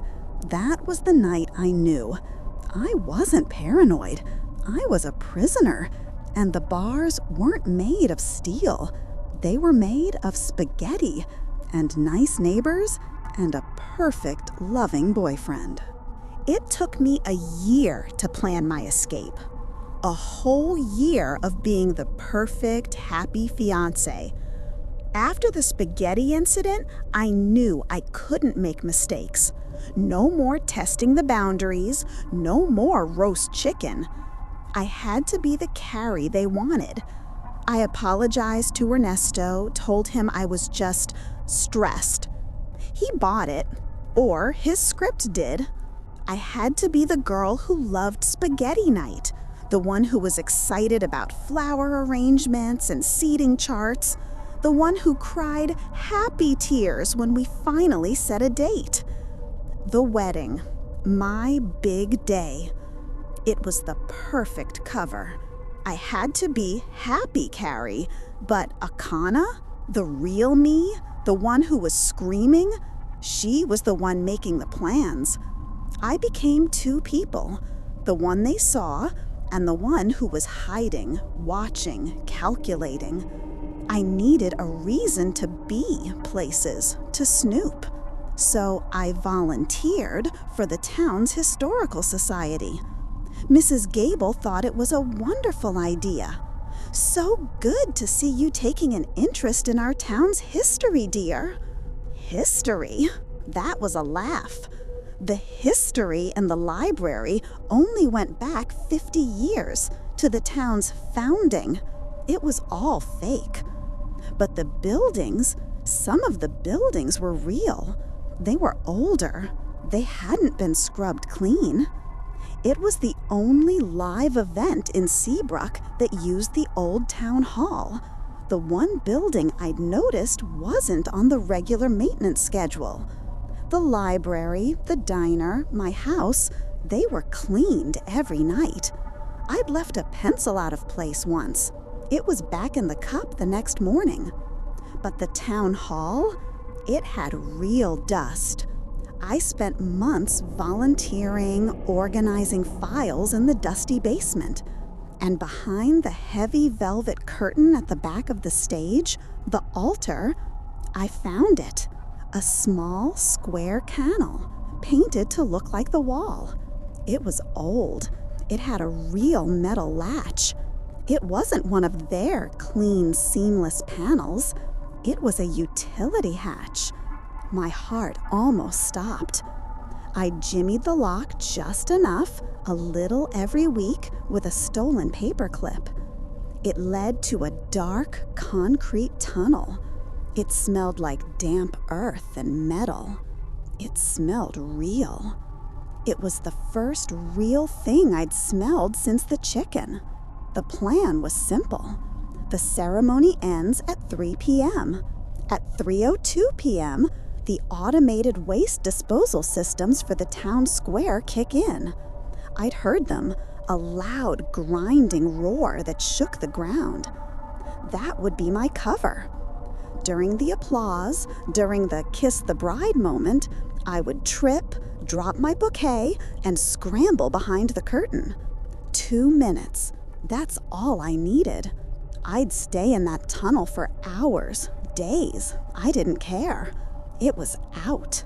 I practiced every day. The smile, the happy tears, the clumsy trip. I was going to be the perfect bride right up until the moment I wasn't. My father walked me down the aisle. His hand felt like warm plastic. He smelled faintly of the same soap they used in the library. "You look beautiful, sweetheart," he whispered, his voice full of a warmth that didn't reach his eyes. The music was beautiful, I'm sure of it. I couldn't hear a thing. All I could hear was the blood rushing in my ears. The pews were full. Mrs. Gable smiling and dabbing her eyes. Franklin the waiter in a neat little suit. All of them, all the faces from the town, all smiling, all watching. Ernesto was at the altar. He looked so handsome. His eyes were shining with love. It was a perfect performance. I smiled. I'd practiced this smile, the radiant bride. My face ached. "Dearly beloved," the officiant began. His voice was rich and kind. I'd heard it before. He was the voice on the town's radio station. The whole thing was a blur. I said my lines, to have and to hold. He said his lines, my one true love. It was all just script. My eyes were locked on him, but my mind was on the curtain behind him, on the cold metal latch. "You may now kiss the bride," the officiant said. Ernesto leaned in. His lips were warm. The applause started right on cue, that perfect looping sound of a happy crowd. It was the same sound file they used for the 4th of July picnic. This was it. As he pulled me in, I stumbled, just as I'd practiced. "Oh, my flowers!" I gasped. I let them fall, bending low, and in one move, I scrambled past the officiant and lunged for the curtain. I heard Ernesto say, "Carrie," but his voice was distant. I pushed the heavy velvet aside. My hand hit the wall. It was solid. I clawed at it, the panel, the hatch. It wasn't there. It was just plaster. Smooth, seamless, perfectly painted plaster. They'd fixed it. They'd re-plastered it. The music stopped. Not faded out. It just cut. The applause died with it. Dead silence. The kind of silence that pulls all the air out of a room. I turned around. My white dress tangled around me. Everyone was standing. My father, my mother, Mrs. Gable, Franklin the waiter, every guest in every pew, and Ernesto, all of them, perfectly still. Their happy wedding smiles were still on their faces, but their eyes were glass. They were all looking at me. That was a very, very expensive set piece, Carrie. The voice boomed from everywhere. It was deep, a little tired. A new screen, one I'd never seen, flickered to life above the altar. It was a man's face, older, with thin glasses and an impatient look. Ju-Wan. We couldn't just leave a live exit hatch on the main stage. Think of the insurance. My throat closed. You knew? Of course we knew, Ju-Wan sighed, like he was talking to a child. We wrote it. The escape arc. It's been the whole season. Honestly, the ratings have been staggering. The Historical Society subplot? Chef's kiss. Brilliant. The audience loves it when you think you're getting one over on us. Is this the one? Will she make it? He leaned closer to his camera. You have to understand, Carrie. The original show, it was getting stale. Happy girl in a perfect town. It's boring. But this? A woman who knows she's in a cage? A woman who thinks she's fighting back, planning, hoping? That is the most authentic human drama we have ever captured. All my hope, my year of planning, my one secret, genuine thing. It was just a plot point. My knees gave out. I just sank to the floor, my wedding dress pulling around me. I wasn't fighting for my life. I was just the main attraction in a zoo. Well, Ju-Wan said, clapping his hands together, this wedding arc is officially over. And frankly, the audience is a little tired of Ernesto. He's run his course, don't you think? Time for a new storyline, something fresh. At the altar, Ernesto woke up. He looked at me, his face full of nothing, that awful, empty, doll-like void. I can't, he said, his voice flat. I'm sorry, Carrie. I just can't do this. And he turned and he walked, not fast, not slow, right down the aisle and out the front doors of the church. He didn't even look at me. He just clocked out. The guests all unfroze at once, gasping, "Oh my, did you see that?" My mother rushed up to me, pulling me into a hug, her hand patting her back in a perfect rhythmic loop. "Oh, Carrie, honey," she whispered, her voice full of perfectly scripted sympathy. "What a terrible, terrible, dramatic day." That was 6 weeks ago. I'm back at the library. The jilted bride arc is over. Now I'm in the healing arc. It's quiet. They've put me on a low simmer storyline while they write the next big thing. I'm stamping books. The sun is shining. Mrs. Gable is in her corner reading her mysteries. It's all exactly the same. They don't even bother to hide the whirring of the cameras anymore. I hear them all day. A little zzz from the history section, a click whir from the ceiling, focusing, adjusting. They know I know. They don't care. It's part of the drama now, the tragic heroine. The bell above the library door jingles. I look up. He's new. I've never seen him before. He's tall, with kind eyes and a slightly shy smile. He's perfect. His flannel shirt is just perfectly rumpled. He's the wounded carpenter or the sensitive poet type. The audience will love him. He walks up to the desk, browsing the new releases. He's a terrible actor. His browsing is so fake, so staged. "Excuse me," he says. His voice is warm. "I'm new in town. I was wondering if you could recommend something." I know what I'm supposed to do. I'm supposed to blush. I'm supposed to look up, startled. I'm supposed to feel that spark. I'm supposed to start the new romance storyline. I look at this stranger, this actor, this new prop, and I know my real, genuine self is gone.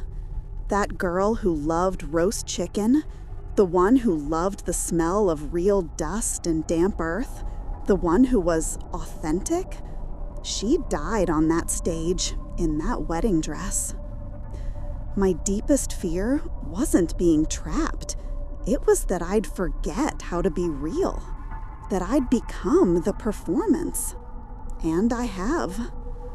My face hurts, but I pull the muscles into the right shape.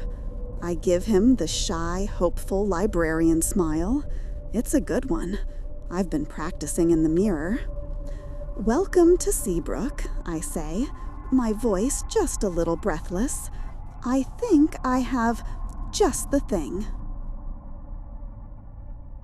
I know this is going to sound crazy. Trust me, I know. But you have to believe me.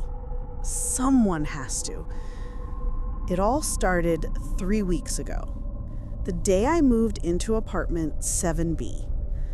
It's fine, I guess. Beige carpets that smell like stale air and someone else's cheap fabric softener. The walls are so thin I can hear my neighbor's bad Netflix choices. A lot of reality TV and explosions that shake my floorboards. The radiator clangs like a warning bell every few hours, startling me out of my thoughts. But it was anonymous. More importantly, it was mine. I just finalized the divorce from Pollock. 6 years of my life just gone. Dissolved like sugar in hot tea. I'm a freelance graphic designer. All I need is my laptop, a strong Wi-Fi signal, and enough coffee to kill a horse. So I took my 2 suitcases, my computer, and found the first decent one-bedroom I could afford in a part of the city he'd never even think to look. It's a neighborhood of faded brick and peeling paint. Places where people mind their own business and don't ask why a woman is moving in alone with almost no furniture. My entire plan was just to be boring, be invisible, rebuild. I was actually excited about it in a small, quiet way. For the first time in forever, I was in charge of the thermostat.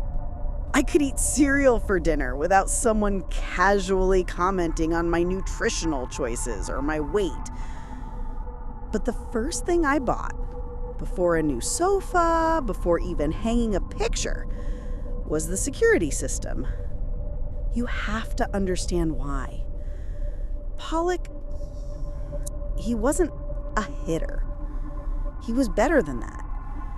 He was the kind of guy who'd move my car keys from the hook and then spend an hour helping me find them in the freezer, all while sighing about how forgetful I was getting. He'd swear we had a conversation that never ever happened, or calmly deny saying something I had written down in a text message right in front of us.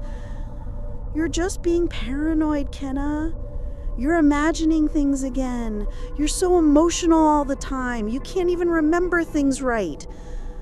For 6 years, he chipped away at my reality until I didn't trust my own brain. I was the crazy one, the unreliable one, the one who cried wolf when there was no wolf. I spent half a decade feeling like the floor was constantly tilting under my feet. So this new security system, it wasn't just to keep him out. I honestly don't think he even knows where I am. This system was for me. It had sensors on the door, the windows, and a little wide-angle camera pointed at the living room. It was my objective witness, my proof. If a door opened, a log would tell me. If something moved, the footage would be right there on my phone. For the first time, I'd have a record. I'd be able to look at my phone and say, see, I'm not crazy. I did lock that door. I did turn off the lights. That was the plan, anyway. The system was supposed to give me peace of mind. It was supposed to be my proof that the walls were solid and my mind was safe. Then last night, I checked the footage. And now I'm not sure if this system is here to protect me or if it's here to show me just how wrong I was about ever being free. For the first week, it was perfect. I mean, as perfect as beige carpets and clanging radiators can be. I was working, taking walks, sleeping through the night for the first time in years without waking up in a cold sweat. I even bought a plant, a ridiculous leafy fern I named Frank because he looked like a grumpy old man with bad hair. I'd check the security app maybe once a day. I'd tap the live button, see my empty living room, see Frank, the fern, in the corner, and I'd get this little jolt of relief. See? All quiet, all safe. I locked the door, and the log said, door locked. I was right about something. I was finally starting to breathe without feeling like there was a hand around my throat. I started to believe that maybe, just maybe, Pollock was just a bad memory. Then, last Tuesday, it happened. I was at a coffee shop 2 blocks away, buried in a design for a new client, a logo for a bakery, something soft and sweet. My phone buzzed on the table, vibrating against the wood like an angry hornet. A notification from the security app. Motion detected, living room. My heart didn't just stop. It felt like it fell right out of my body and hit the floor. I'm pretty sure I made some kind of noise, a gasp or a whine, because a guy at the next table looked up from his newspaper with a frown. My hands were shaking so bad I could barely unlock the phone. I tapped the alert, my breath catching in my throat. It opened the event footage, a 30-second clip. The first 5 seconds were just my apartment, empty, still. The dust motes dancing in the light from the window. Then, from the side of the frame, from the little hallway that leads to my bedroom, a shape moved. It was, I don't know how to describe it. It was tall and dark and grainy. The cheap night vision camera made everything look like a fuzzy gray negative. It wasn't clear. It didn't look like a person, but it was something. It was solid. It drifted into the middle of the room, and it just stood there. For 10 seconds, it just stood facing the kitchen. Then so slowly, it makes me sick to even remember it, it turned.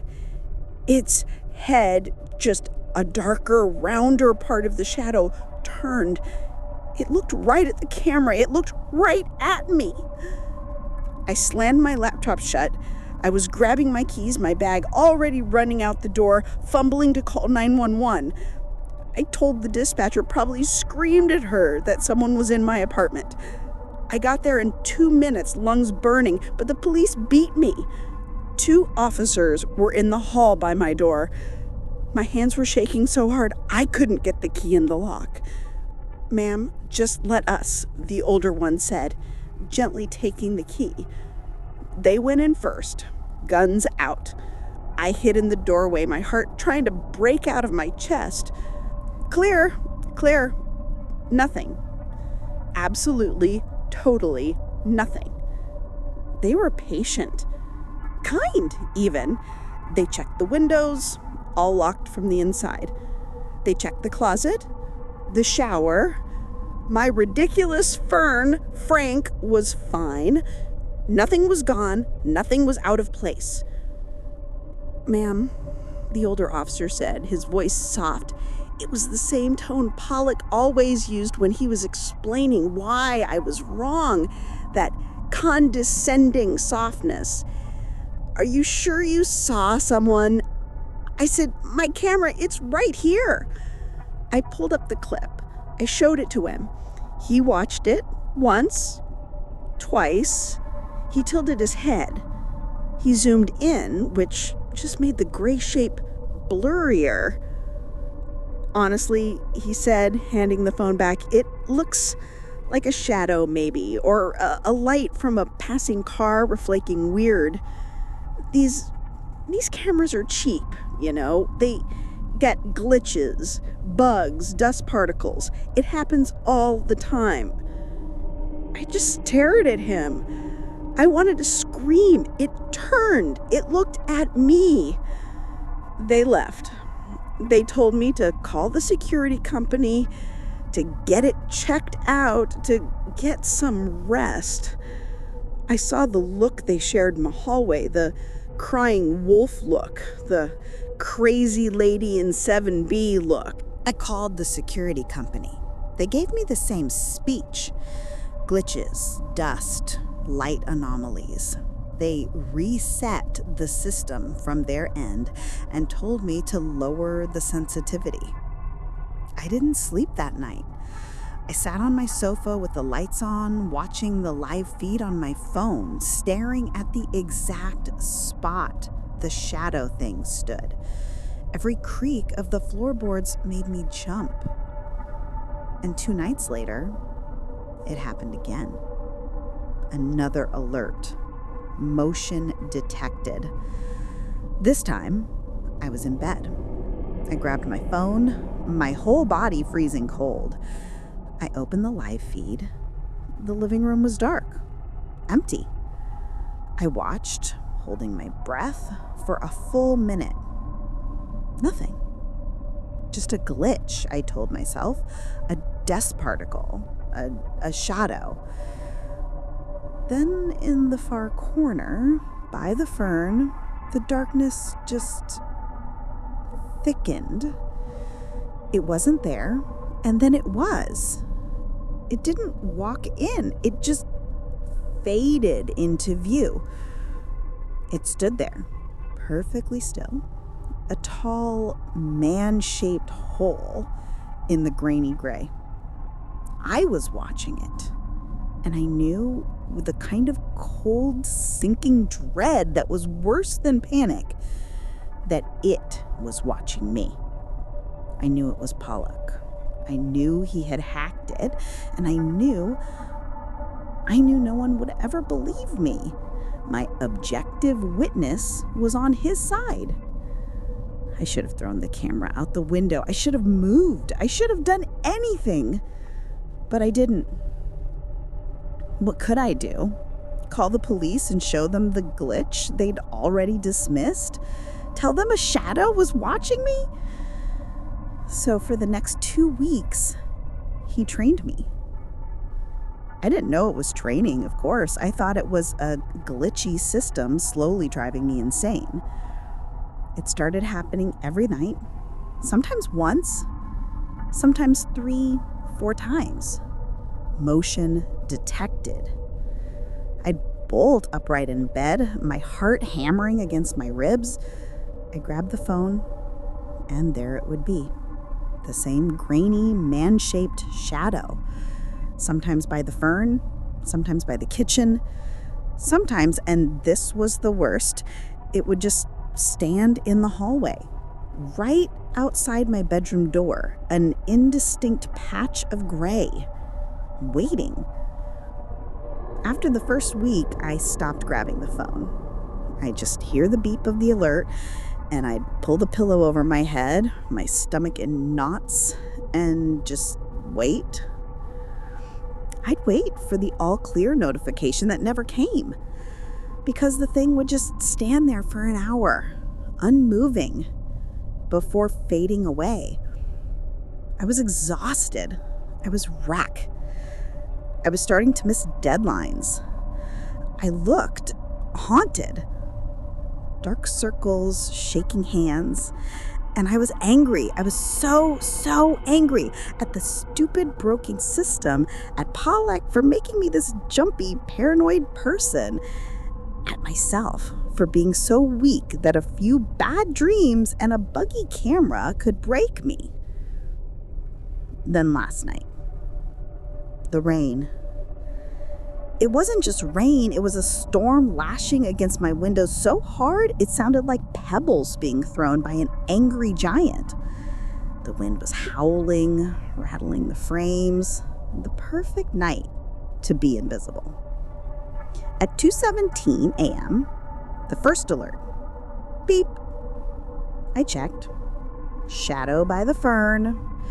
I rolled my eyes and silenced the notification. At 3:40 a.m., the second alert. Beep. This time, it was in the kitchen.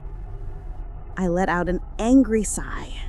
"Leave me alone," I whispered to the empty room, my voice raspy with sleep and frustration. At 3:15 a.m., the third alert. Beep.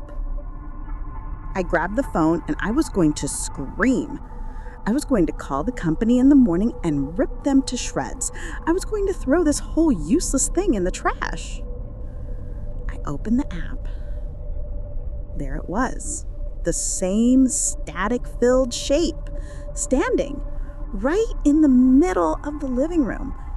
And I just snapped. "No," I said out loud. My voice sounded surprisingly steady in the dark room. "I'm not playing. I'm not crazy. You're just a glitch." I hit the disarm button on the app. I turned the motion alerts off completely. I powered my phone down. Done. No more. I was taking control back. I was going to sleep. I remember I felt triumphant. I'd faced the wolf, the thing that was tormenting me, and I'd called it a bluff. It was just a shadow. It was just a glitch. I rolled over, my back to the door, pulling the duvet up to my chin. I closed my eyes, listening to the rain lash against the glass, feeling the warmth of the bed. That's when I heard it. Over the sound of the storm, I heard a drip.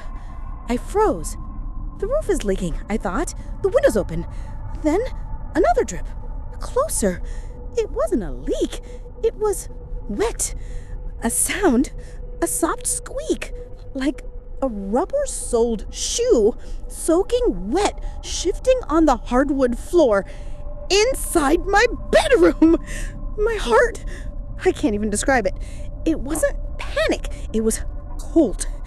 Just a solid, cold block of ice in my chest. I I couldn't move. I couldn't breathe. I was completely, totally paralyzed. I kept my eyes squeezed shut so tight that stars exploded behind my eyelids. I'm dreaming. It's the rain. It's the radiator. I'm just paranoid. I'm just imagining things again.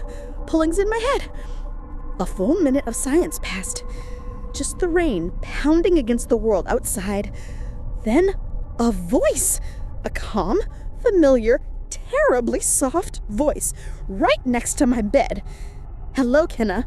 I didn't scream. I think I forgot how. My throat just closed up. I opened my eyes.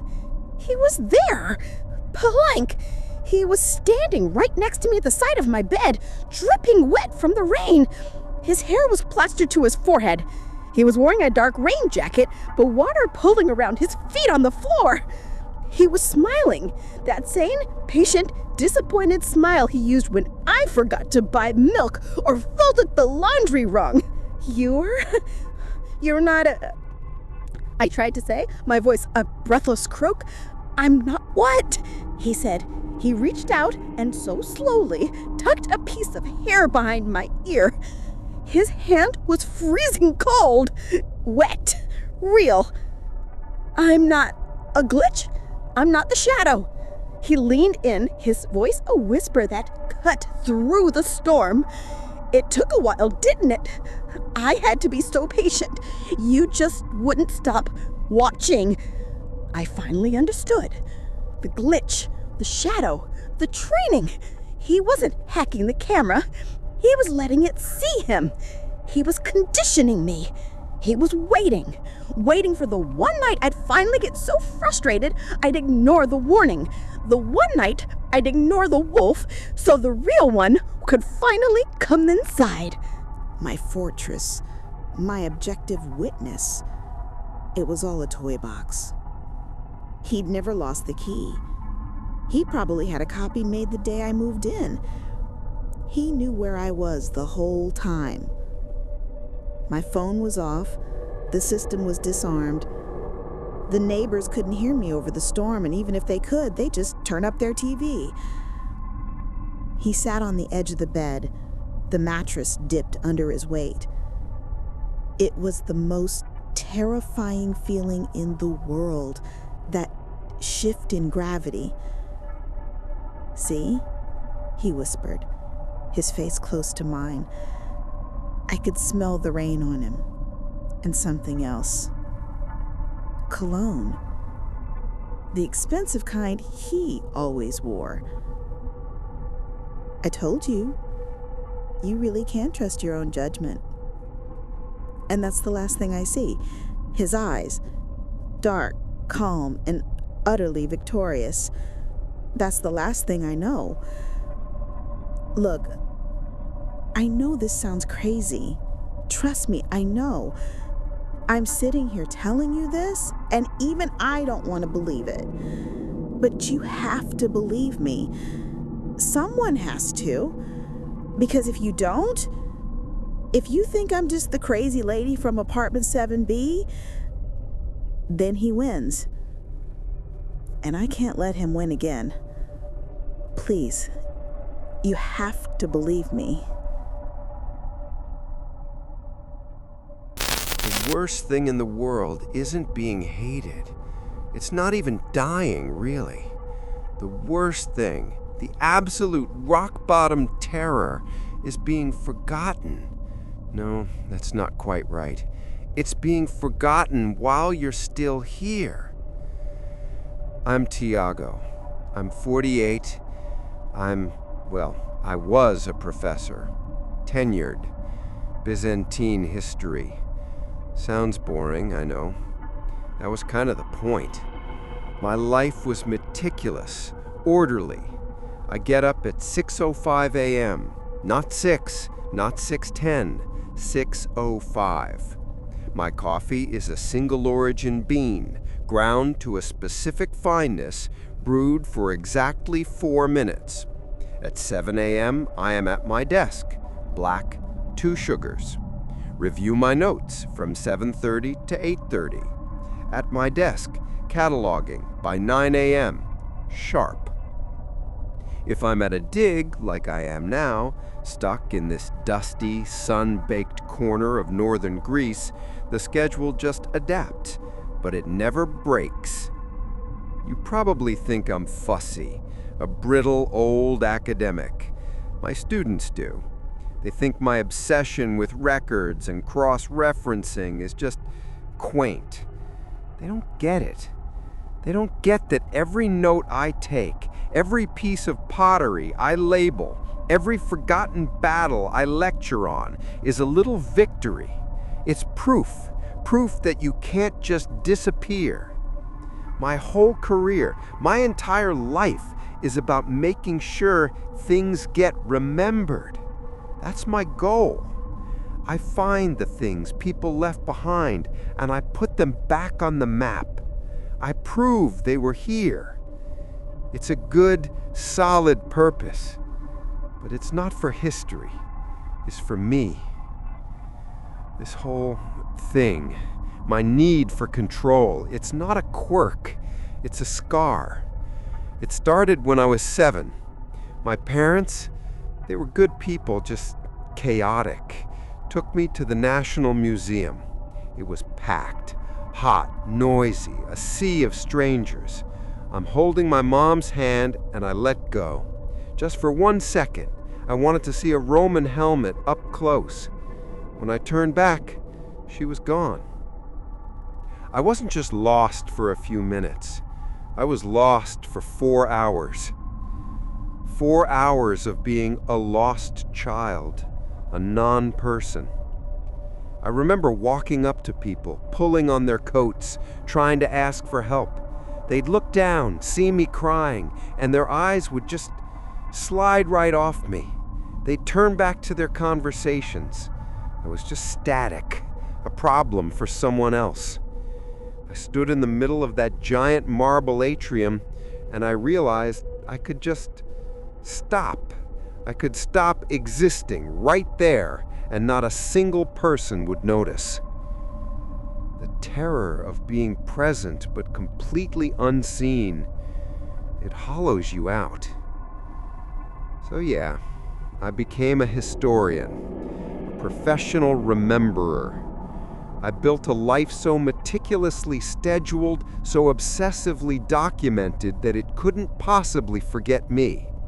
My routines aren't just habits. They're my way of proving to myself every single minute that I am still here. And that's why what's happening now is so terrifying. It's not that the routine is broken, it's that I'm sitting here, in this dig house, looking at the artifact I pulled from the ground this morning, the one that wasn't on any map. And I'm starting to think, I finally found something that wants to be forgotten. And it's angry that I found it. The artifact, I'm getting ahead of myself. The artifact isn't what started this. The dig in Greece, that was last year. This thing, it started 3 weeks ago, back on campus. It started with a humiliation. A public one. The kind that burns itself into the university's memory. My entire career is built on a quiet, unshakable dignity. I am Professor Tiago. I am reserved. I am respected. I am in control.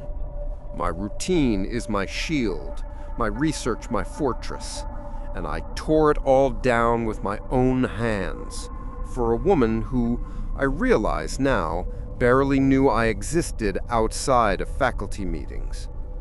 Her name is Dr. Ella Ryn, Classics.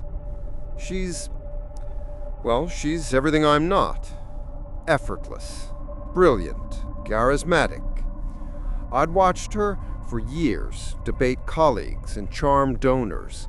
I mistook professional respect, a shared laugh over a bad translation, for something more.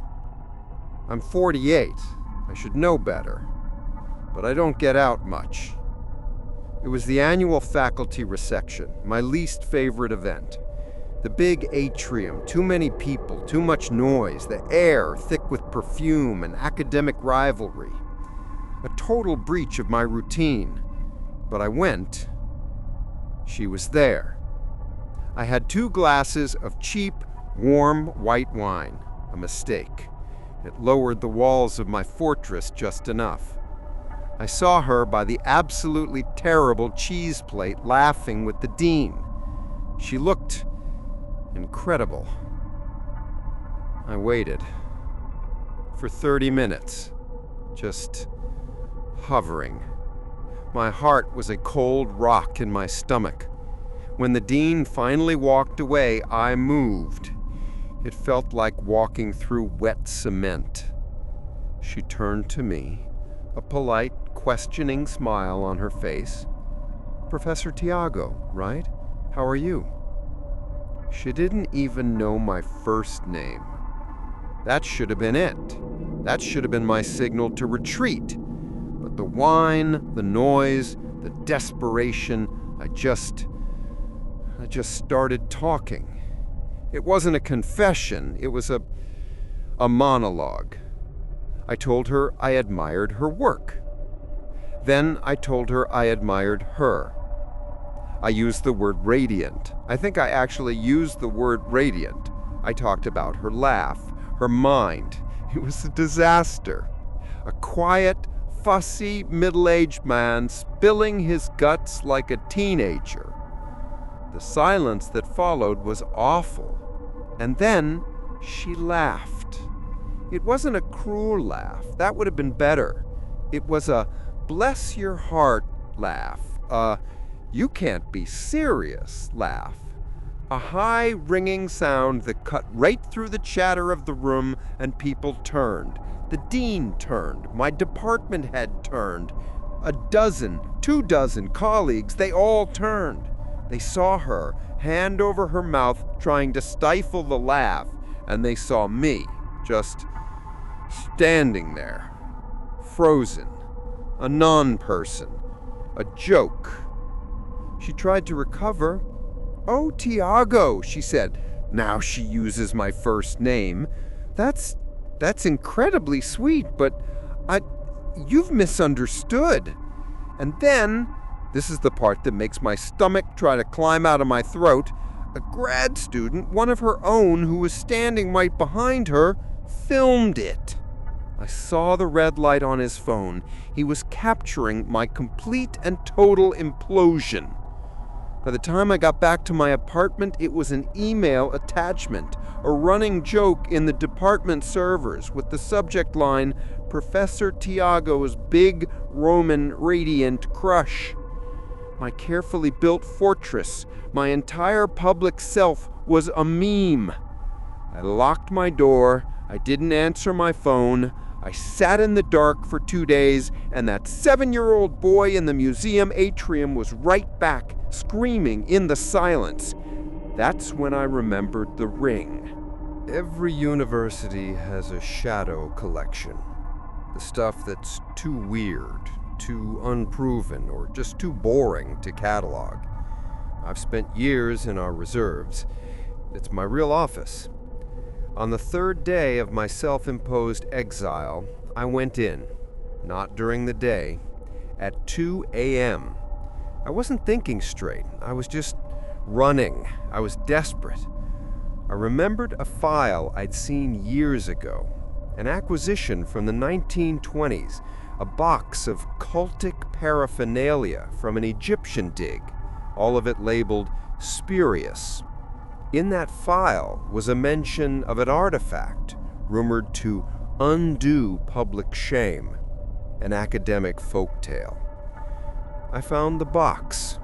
It was in the back under a canvas tarp that smelled like dead mice.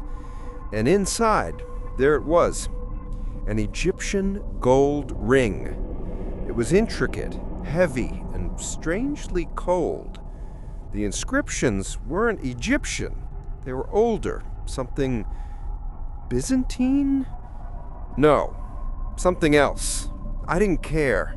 I was a historian acting like a witch doctor. It was pathetic. The file had a transcription of a ritual, just a few lines of phonetic text that the original collector had scrawled on a napkin. I put the ring on my desk.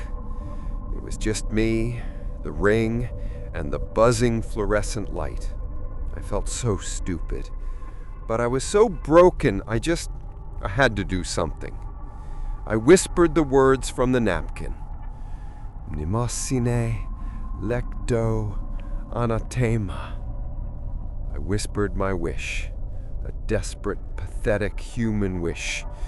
Please, I whispered to the empty, dusty room. Just make them forget. Make them all forget me. Nothing happened. Of course, nothing happened. I felt like an idiot. I was about to leave when the smell hit me. It was faint, like an old coin held too close to your nose, a sharp, metallic ozone smell, and dust. The air in front of me, right over the ring, rippled. You know, like a heat haze off a hot road. It shimmered, right there, in the cold, stale air of the archive. A little patch of nothing, an absence. It was there for a second, a silent, vertical tear in the world. And then it was gone. The room was just a room again. The ring was just a ring. But it wasn't cold anymore. It was warm, like it had been sitting in the sun. I didn't sleep.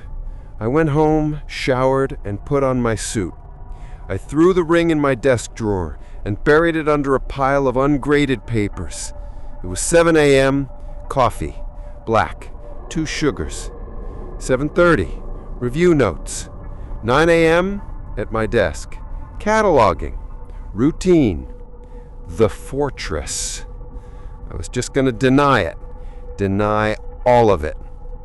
My new graduate assistant, Jonah, was scheduled for his first review at 9:30.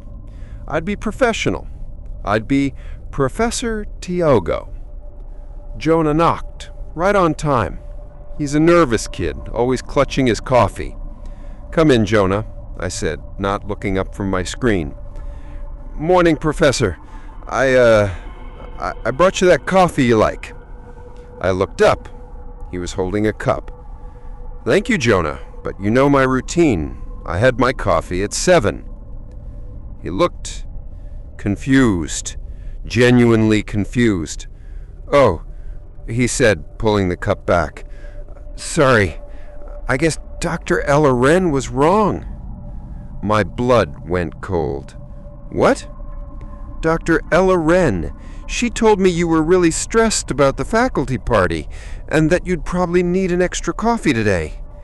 She said, 'He's a good guy, Jonah. Just look out for him.'" I just stared at him. Jonah wasn't joking. He wasn't being cruel. He was just reporting. "Jonah," I said, my voice barely a whisper.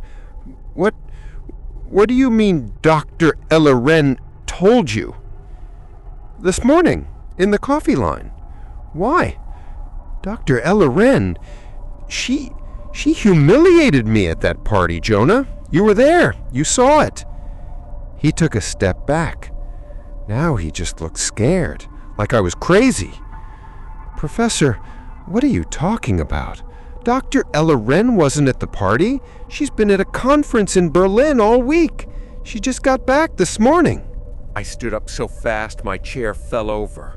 It wasn't a joke. It wasn't a gaslight. He believed it. And as I stood there, heart hammering against my ribs, I saw it again. In the spot where Jonah was standing, right over his left shoulder, the air rippled, a shimmering, oily patch of absence.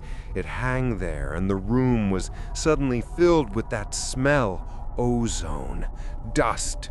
My wish.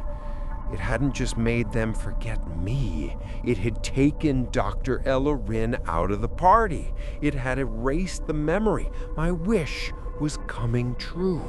But as I looked at that shimmering, silent tear in the air, I realized it was not a gift. It was a curse, and it was still here. It was still in my office. I didn't answer Jonah, I just ran. I ran past him, out of my office, straight to the records department. I had to see. I checked my email. The big Roman radiant crush thread, it was gone. Not just deleted, it never existed. I checked the server logs, no record. The shroud, this thing, it wasn't just erasing memories, it was eating the proof, the very thing my life is built on. It took a week of my life dissolving one person at a time. A colleague who I'd published a paper with, he walked past me in the hall, nodded politely. A stranger. A student I'd mentored for 3 years, she asked me if I needed directions. One person per day. I stopped going to my office. I stopped going home. I ran to the only place that felt safe, the Arden's University Library, Special Collections, my real fortress. A maze of stone, dark wood, and the smell of paper. I thought, if I'm surrounded by memory, by history, it can't get me. I've been sleeping here for 3 days on a cot behind the 12th century folios. I brought the ring. It's in my pocket, hot against my leg. My only contact has been Esther. She's the head archivist, my only real friend. We've worked together for 20 years. She's been sneaking me coffee, thinking I'm just on one of my eccentric, obsessive research binges. This morning, she was supposed to come at 9 a.m. It's 9:30. I hear the big oak door to the archive squeal open. The sound, the scritch of the mice in the wall that just stops. Dead silence. That's how I know it's here. The smell hits me. Ozone and dust, so thick I can taste it. I look up from behind the stack, and I see it. It's not just a shimmer anymore. It's big. It's filling the main aisle. A dizzying, swirling vortex of gray light. Like a heat haze that's gone sentient. It's sucking the color out of the room. The dark wood of the shelves looks gray. The air is cold. Tygo? It's Esther. Her voice is muffled, like it's coming from miles away. Tygo, are you in here? You're scaring me, honey. We're all worried. She walks around the corner of the stack. She sees me, and for a second I feel relief. Then she stops. The gray vortex, the shroud, it's swirling right behind me, a silent, oily tornado. Esther can't see it, but she can feel it. Tygo, she says, her voice trembling. What is... She's trying to talk to me, but she's also looking past me. Her eyes are unfocusing. The shroud pulses. A silent, cold thump. Esther blinks. Once, twice. Her face, it just goes blank. The worry, the panic, the 20 years of shared jokes and late-night research, it all just drains away, like water down a sink. She cocks her head. The voice, when it comes, is polite. The voice of a stranger. I'm sorry. You really shouldn't be back here. This section is for faculty only. Do I know you? That's it. The line. The words that have been ringing in my ears since I was 7. I'm screaming. I can feel my throat tearing, but I can't hear a sound. She just gives me that polite, empty smile, turns and walks away. I'll have to call security. I'm alone. The shroud swirls around me. It's not just in the room anymore, it is the room. I look at the bookshelves and the titles, the gold leaf letters, they're fading, they're unwriting themselves. I look at my hand, the edges are blurry. It's not just eating my history, it is eating all of it. The ring, it's in my pocket. I have to try. My last desperate academic thought. What created this can uncreate it. I throw the gold ring on the cold stone floor. I raise my foot and I stomp. I bring my heel down on it again and again, screaming, I'm still here. I'm here. The ring doesn't bend. It's ancient, cursed, and strong. I grab a heavy book from the shelf, a folio, The Fall of Constantinople, and I smash it down on the ring. There's a crack. Not the ring, the air. A sound like 1,000 windows shattering in reverse. The gray vortex freezes, shudders, and then just breaks. It shatters into 1,000,000 pieces of light and disappears. I'm on my knees, sobbing. The room is solid again. The air is just air. The books have their titles. My hands are my hands. I'm still here. I won. I won. I saved the record. I stood up. I straightened my jacket. My routine. I needed my routine. I walked out of the special collections. The sun was shining through the main library windows. The air smelled like floor wax, not dust. Esther was at the main desk typing. Esther, I said. My voice was a wreck.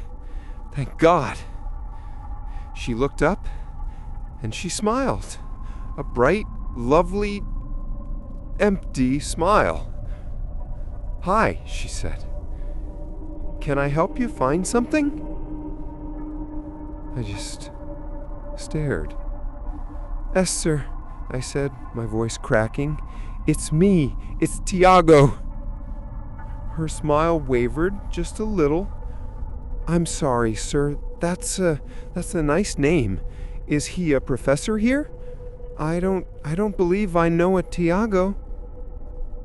I went to my office. My name wasn't on the door. I went to my lecture hall. Another professor was at the podium. I went to my apartment. The locks were changed. I stopped the curse. I crushed the ring, but not before it finished its job. It's a precise thing, I guess, an academic thing. My wish, it came true. Everyone forgot me. The humiliation at the party, Dr. Ella Wren, the video, all of it. Gone. Wiped clean.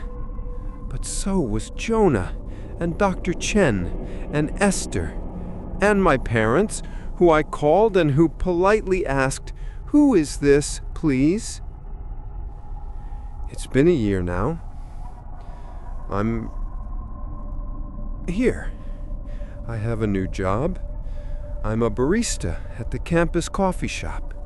It's a routine. I like routine.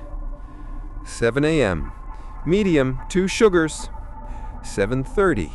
Wipe counters. 9 a.m. The first rush. I see them all, every day. Esther, Jonah, Dr. Ella Wren, the other professors.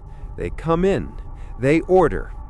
They are all so friendly. I'm that nice man who always remembers the order. I exist. I am solid. I am Professor Tiago, the man who dedicated his entire life to proving that something always remains. And I was right. I am the proof. I'm the lost child in the museum forever. I'm still here, standing in the middle of the room, and the world just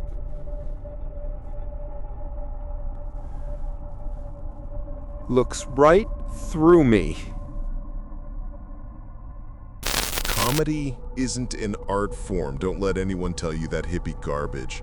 Painting is art. Poetry is art. Comedy is warfare. It's a blood sport, plain and simple. You walk out onto a stage, just you and a microphone stand, and you are staring down 200 drunk, tired, judgmental predators who want to see you bleed.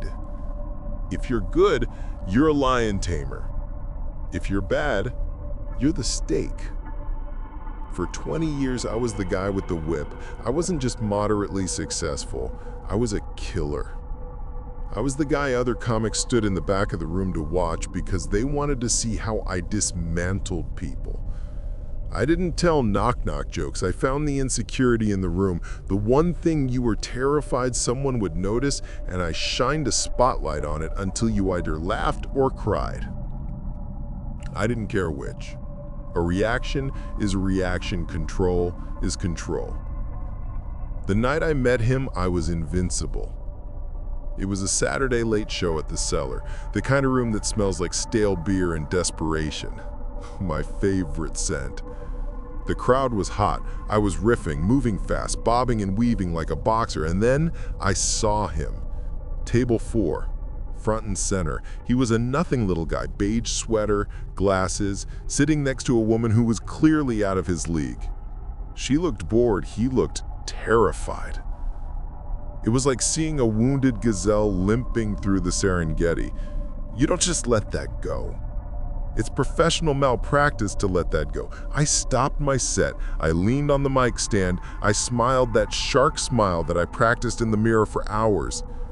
"Folks," I said, lowering my voice to that conspiratorial purr, "look at this. We have a hostage situation at table 4. The room erupted. That's the drug. That sound. It's better than sex, better than heroin. I went in on him. I tore him apart. I made fun of his sweater, his posture, the way he blinked. I asked the girl, she was pretty in a vapid way, if she was blinking SOS or if she was just blinded by the glare off his forehead. I spent 10 minutes just carving him up. It was surgical. I was brilliant. The audience was screaming, gasping for air, and him, Zyar, that was his name though, I didn't know it then. He just sat there. He didn't heckle back. He didn't get mad. He just watched me with these dark, flat eyes. He took it. Most people break. They look down, they laugh nervously. He just stared. I thought he was paralyzed by my genius. I thought I'd won the round. I didn't know he was just taking notes. I didn't know he was studying the specimen. It started about 3 weeks later. At first, I thought it was just burnout. Too many late nights, too much scotch, too many cigarettes. I was on stage in Cleveland, doing a bit about airline food. Hacky, I know, but it pays the bills, and I tripped over a word. Peanuts. Simple word, 2 syllables. My tongue just stopped. It felt thick, like I just licked a chalkboard. I slurred it. Peanuts. The crowd didn't really notice, maybe a few confused looks, but I noticed. A cold spike of panic went right down my spine. A comic's voice is his instrument. If you can't articulate, you're dead.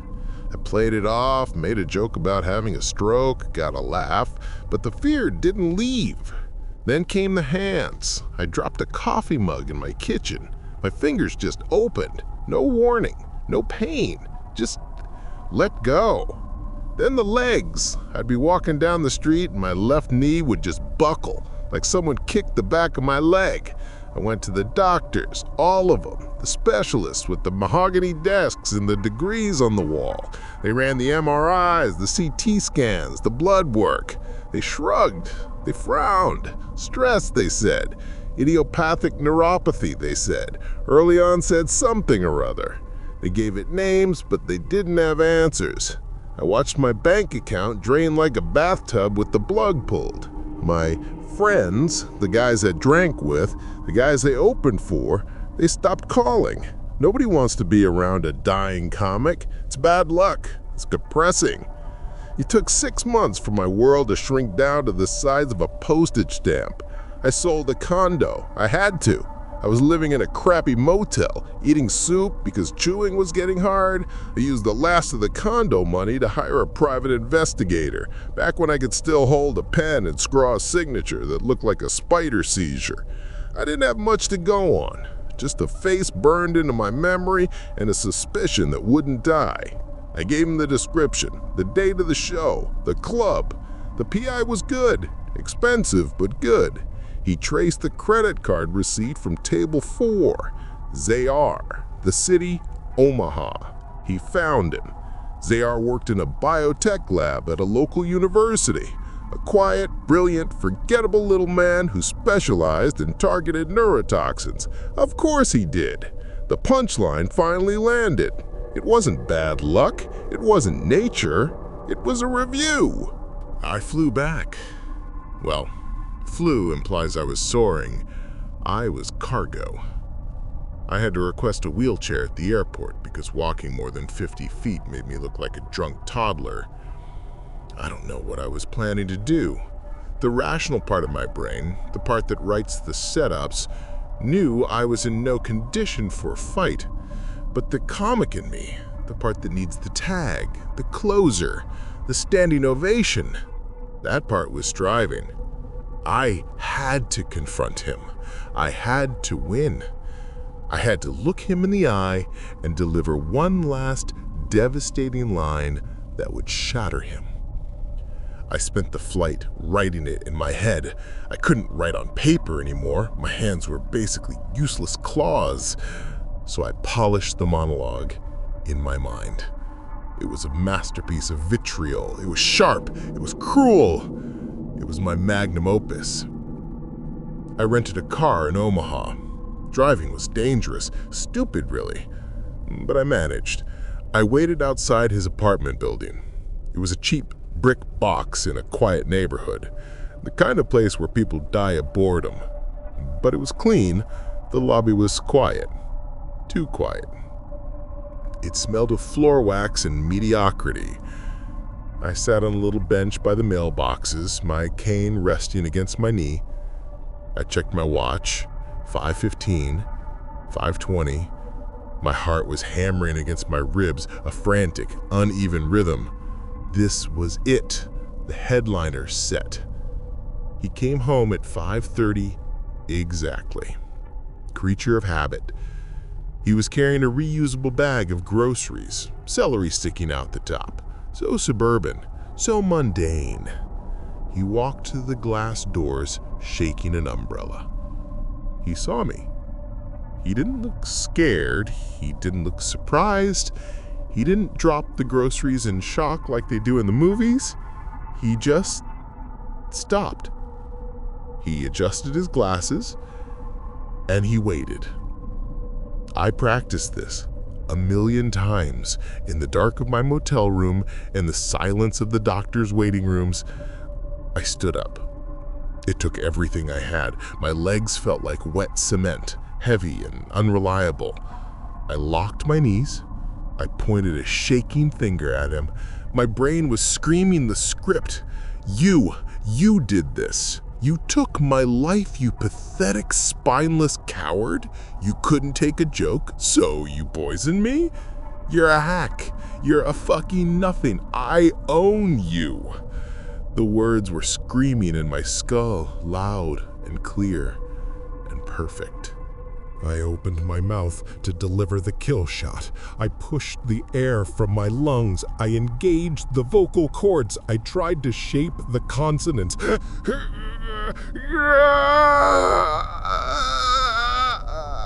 The sound that came out of me wasn't human. It was wet. It was guttural. It was a gasping, choking grunt, like a dying animal trying to cough up a bone. It was the most pathetic noise I'd ever heard in my life. Drool, thick and humiliating, instantly spilled over my bottom lip. Zayar just watched me. He didn't flinch. His head tilted to the side slightly, like he was listening to a bad joke that didn't quite land. He looked at me with that same flat, academic curiosity he had at the club.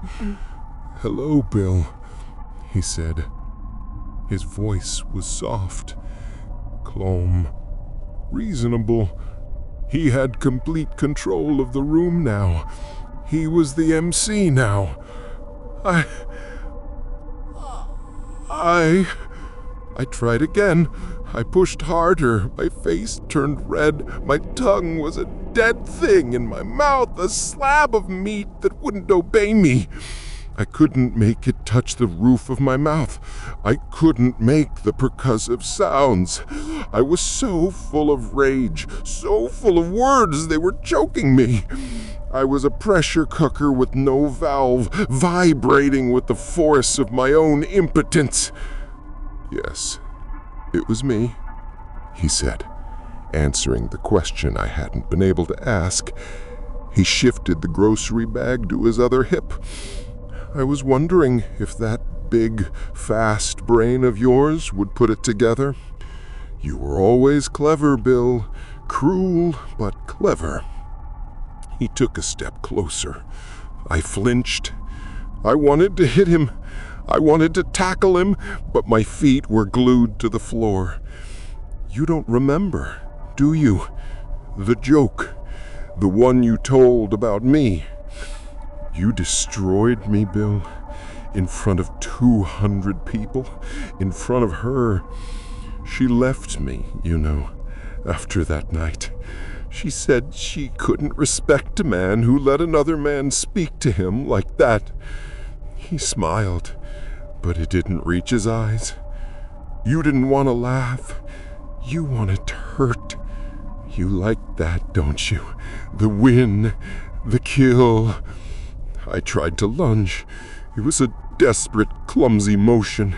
I tried to grab his throat. I just stumbled. My knee gave out. I crashed into a fake ficus plant. The pot shattered. Dirt spilled all over the clean white tile. I ended up on my hands and knees, panting, drooling into the pot and soil. I looked stupid. He didn't even move to help me. He didn't back away. He just looked down. "It's a toxin," he said, almost academically. He sounded like he was giving a lecture to a slow student. "My own little recipe, derived from a pufferfish variant, but modified. It targets the motor cortex, specifically the pathways for complex speech and fine articulation. The damage, it's already done. It's permanent." Permanent. The word hit me harder than any fist. It echoed in the empty lobby. Permanent. "You're still in there, Bill," he whispered, and this time I saw it. A tiny, awful smile. The smile of a man who has won the war. That's the beauty of it. You're still you. You can still think all those sharp, mean, clever things. You can write entire specials in your head. You just can't say them. You can never let them out. He stepped around me, carefully stepping over the spilled dirt so he wouldn't scuff his shoes. "You have to live in the silence, Bill, just like you made me live in the noise. Enjoy the quiet." He walked to the elevator, pressed the button with a steady finger, and waited. He never looked back. Not once. I just lay there in the dirt, my mouth half open, a long string of drool connecting my lip to my shirt, watching the doors close on him. My fortress, my objective witness. It was all a toy box. He'd never lost the key. He probably had a copy made the day I moved in. He knew where I was the whole time. My phone was off, the system was disarmed. The neighbors couldn't hear me over the storm, and even if they could, they'd just turn up their TV. He sat on the edge of the bed, the mattress dipped under his weight. It was the most terrifying feeling in the world, that shift in gravity. "See?" he whispered, his face close to mine. I could smell the rain on him, and something else. Cologne. The expensive kind he always wore. "I told you, you really can trust your own judgment." And that's the last thing I see. His eyes, dark, calm, and utterly victorious. That's the last thing I know. Look, I know this sounds crazy. Trust me, I know. I'm sitting here telling you this, and even I don't want to believe it. But you have to believe me. Someone has to. Because if you don't, if you think I'm just the crazy lady from apartment 7B, then he wins. And I can't let him win again. Please, you have to believe me. Smells faintly of stale coffee and ozone, and is lit exclusively by the glow of 3 monitors. At 42, I've managed to curate an existence that requires minimal contact with sunlight, other people, or anything that might remind me that my reflection looks less like a distinguished gentleman and more like a thumb with anxiety. This little room is my fortress, my office, and my stage. Because out there, in the real world, I'm Jim, a nobody. A recluse who buys his groceries online and considers the delivery guy a close personal friend. But in here, in the digital realm, I'm Sana. Here, my world explodes to about 15 million square meters and smells of acceptance, community, and a life worth living. Sana is everything I'm not. She's cute, charismatic, and confident, with bubblegum pink hair and anime eyes that sparkle with mischief. She hosts a VTuber stream 3 nights a week, playing brutally difficult games, telling stories about her day, and dropping sarcastic one-liners that have earned her a legion of devoted fans. They flood her chat with donations and heart emojis. They tell her she's the funniest, most relatable person on the internet. They're right, she is. Because Sana is me. Her wit is my wit. Her timing is my timing. Her soul, for what it's worth, is mine. I just funnel it all through a digital puppet because, let's face it, no one wants to hear a sharp, incisive joke from a guy who looks like he's permanently lost his car keys. The packaging was always the problem. With Sana, I finally got the packaging right. My whole purpose, my entire goal for the last 5 years has been to build her, protect her, and let her be the person I could never be. You can't understand the horror of what happened next unless you understand why I built her in the first place. I've spent a lifetime being looked past. I remember in high school, I spent a week crafting this perfect, multi-layered joke about the principal's toupee. I told it at the lunch table, and it got a few polite, confused chuckles. An hour later, Mark Jessup, a guy whose jawline could cut glass, repeated my joke, just louder. The table erupted. People were crying with laughter. Mark got a standing ovation. I just sat there, invisible. It wasn't that he stole my joke. It was that the joke was never really mine until he said it. I was the ghostwriter for my own life. I wasn't ignored. I was erased in plain sight. Sana was my rebellion against that erasure. She wasn't just an escape. She was proof. Proof that the person trapped inside this lump of flesh was worth listening to, worth laughing with. She was the one part of my life where I wasn't just real, but valued. Her community, her success, that was my validation, my magnum opus. It was the only place I had ever truly felt seen. That's why when I logged in to prep for a stream and saw her, my sauna, already live on my channel, I didn't understand. The model was there, in her virtual room, moving and talking. Her voice was perfect, a little higher, a little smoother, but unmistakably hers. The jokes she was telling were sharp, witty, and perfectly in character. They were my jokes, the ones from the script I had opened on my second monitor, but better, funnier. The chat was going wild. They loved her. They didn't even notice I was gone. I just sat there in the dark of my room, a ghost in my own machine, and watched as someone else, someone better, wore my identity. The terror wasn't just that I had been replaced. It was the chilling, absolute certainty that I was no longer necessary at all. The beautiful lie I had built was all that ever mattered, and the person who created it was finally completely erased. For the first hour, I was a coiled spring of pure frantic energy. I slammed through every recovery protocol I had. Password reset requests sent to my email went unanswered. The system telling me the email address was invalid. My email address! Two-factor authentication codes that should have buzzed on my phone never arrived. The number on the account had been changed.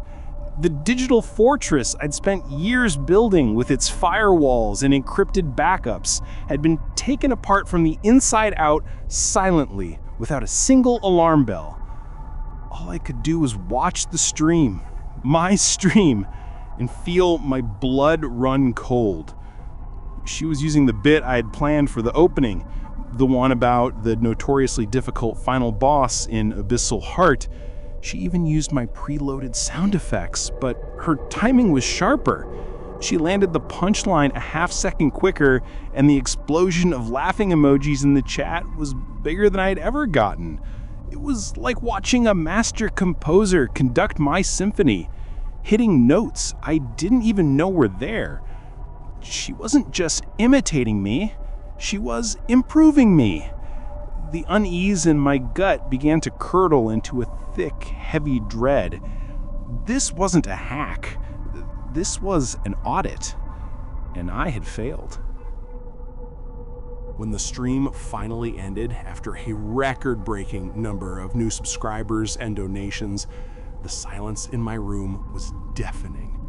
The three monitors, which had just been a window into my stolen life, now felt like three blank, accusatory eyes.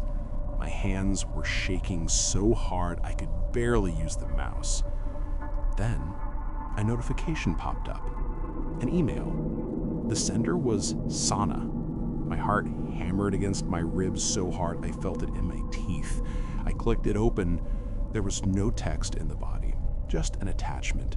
It was a short video clip, only a few seconds long. I pressed play. It was a recording of my face from a webcam I kept taped over with black electrical tape. The tape was gone. The angle was low, unflattering, capturing my slack-jawed, horrified expression as I watched her stream. The audio was crystal clear, my own ragged, panicked breathing, then her voice. Sana's voice, but without the peppy streaming filter. Just a calm, clinical whisper.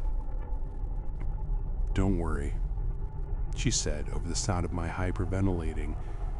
"Your baby is in better hands now." Denial is a powerful anesthetic.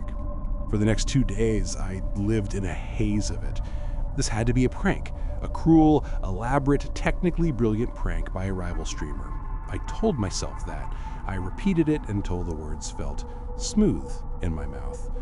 My investigation started as a desperate attempt to prove this theory.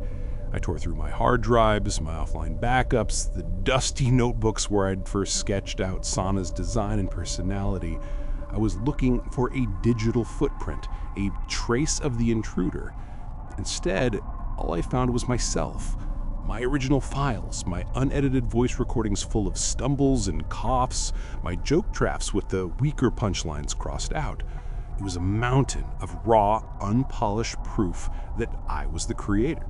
I was Jim, the man behind the curtain. This was my weapon, the one thing she couldn't have.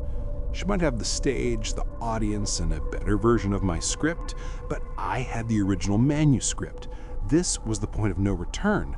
The recluse had to leave his fortress. I took a deep breath, opened a browser, and navigated to my old, dusty personal social media page, the one with my real name and a profile picture from 10 years ago. I drafted a post, my hands trembling. My VTuber identity, Sana, has been stolen. Here is the proof that I am the original creator. I attached the files one by one, design sketches, audio logs, timestamp documents. My finger hovered over the post button. Just as I was about to click, a new notification popped up on my screen. A live alert from Sana's channel. The title was simple, The Big Reveal.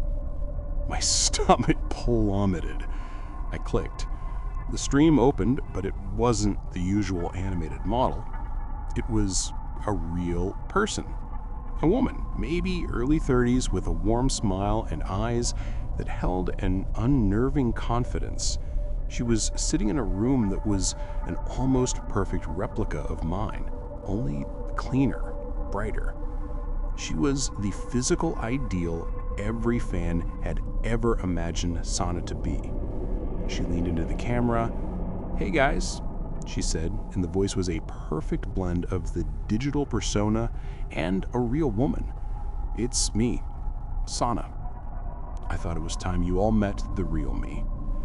I stared at her face, this complete stranger wearing my life like a costume.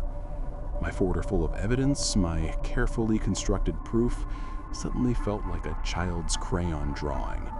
Who would ever believe a thumb with anxiety over her? I hadn't just been replaced, I'd been made irrelevant, obsolete. The lie had become the truth, and I was just a ghost haunting the original draft. I didn't hit the post button. I just sat there frozen as the internet exploded. Her face was everywhere. "Sana's shocking face reveal," the headline screamed. "The woman behind the wit." The lie was so perfect, so beautiful, that it became the truth in a matter of minutes. My folder of evidence felt pathetic. It was the ramblings of a madman trying to prove the sun wasn't real. For 3 days, the world celebrated her. For 3 days, I stewed in the stale air of my room. I watched her next stream, and the one after that. She was a natural. She told my jokes, but she embodied them. The audience adored her. But then, she made a mistake. She got arrogant. On her 4th stream, she did a Q&A. Someone asked about the rumors of an original creator. I watched breathless as a flicker of something ugly crossed her perfect face before being replaced by a well-practiced mask of sorrow. She began to weave a story about a lonely, disturbed fan who had become obsessed, a stalker. She said he'd been harassing her, trying to claim her work as his own. She mentioned my name. She put up a blurred photo of my 10-year-old social media picture, making me look like a monster. That's when the paralysis broke. It wasn't enough that she stole my creation. Now she was stealing my silence, twisting it into an admission of guilt. My fear was finally burned away by a white-hot rage. The recluse wasn't done hiding. If I was going to be erased, I was going to make them look me in the eye while they did it. I created a new channel, No name, no avatar, just a string of random numbers. I just had a dusty webcam and a cheap microphone. I took the deepest breath of my life and clicked go live. The light from the monitor was blinding. My face, pale and sweaty, filled the screen. My voice, raw and unpracticed, cracked. "My name is Jim," I said to the 5 people who had trickled in, "and I am Sana." I didn't plead. I didn't rage. I presented the evidence. I shared my screen and walked them through it, piece by agonizing piece. The original dated concept art, the audio files of me workshopping jokes, the layered project files. My audience grew from 5 to 50, then to 500. Someone posted the link in her stream chat. I saw the moment she realized what was happening. Her eyes widened and she forced a laugh. "Oh, you guys," she said, her voice a little too high. "It looks like the stalker is live right now. Let's see what lies he's telling." She put my feed on her screen. My pale, sweaty face was now a small box next to her radiant one, broadcast to her tens of thousands of viewers. My quiet, logical presentation was now the opening act for her grand performance. "That's him," she whispered. A single perfect tear traced a path down her cheek. "That's the man who's been tormenting me." Everything I showed, she twisted. My art, stolen from my old DeviantArt account. My audio, a deep fake. My project files, he hacked my cloud storage. She wasn't talking to their minds, she was talking to their hearts. And their hearts were already hers. The wave hit my chat first. It was a tsunami of pure, undiluted hatred. They didn't debate my evidence, they attacked me. My face, my weight, the missing room behind me. Every single insecurity that had driven me into this room was now being screamed at me by 1,000 strangers. Creep, fat loser, kill yourself. How dare you make our Sana cry? They saw the beautiful, weeping woman, and they saw the ugly, nervous man. The choice was easy. They were a digital mob, and she was pointing them right at me. They spammed the report button. My stream stuttered. "Your account is under review for targeted harassment." I tried to speak, but my throat had closed up. All I could do was stare as the verdict of the crowd rained down. I was guilty. Guilty of being unworthy. Guilty of being the inconvenient, ugly truth behind a beautiful lie. The final notification was a death sentence.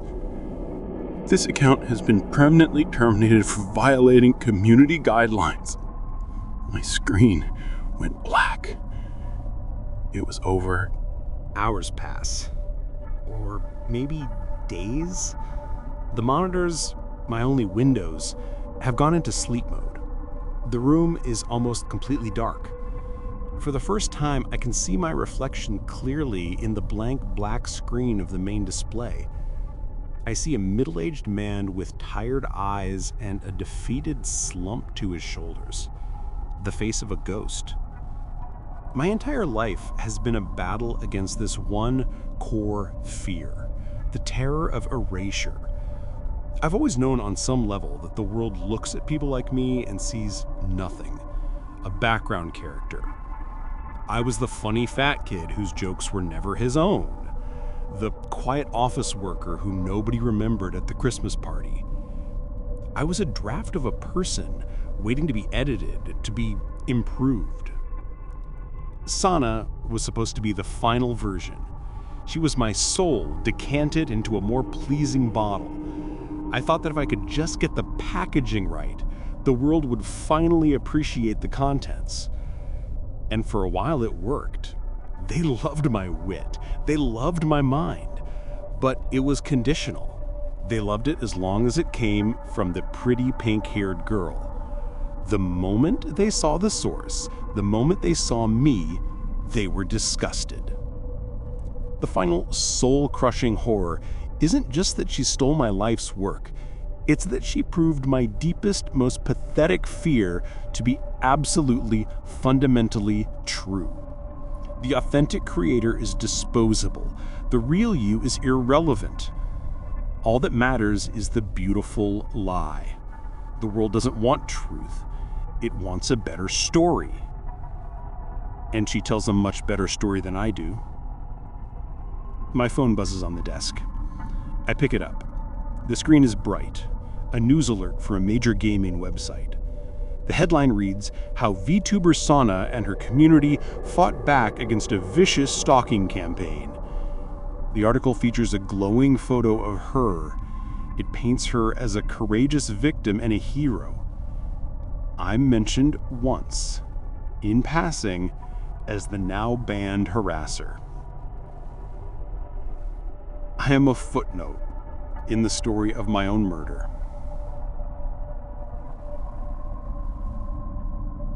I put the phone down. There's nothing left to do. Nothing left to prove. She didn't just steal my identity. She convinced the world to help her burn the original.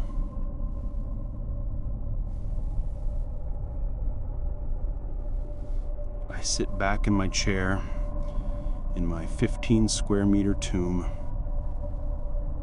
and stare at my own reflection in the dark. The hum of the computer fans is the only sound left.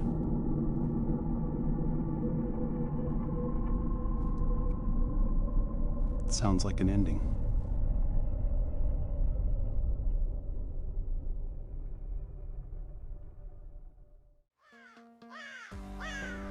Did that story make your skin crawl? That's just a taste of what's lurking. Show your support by liking and subscribing. We're all in this together to survive the next spine-chilling story.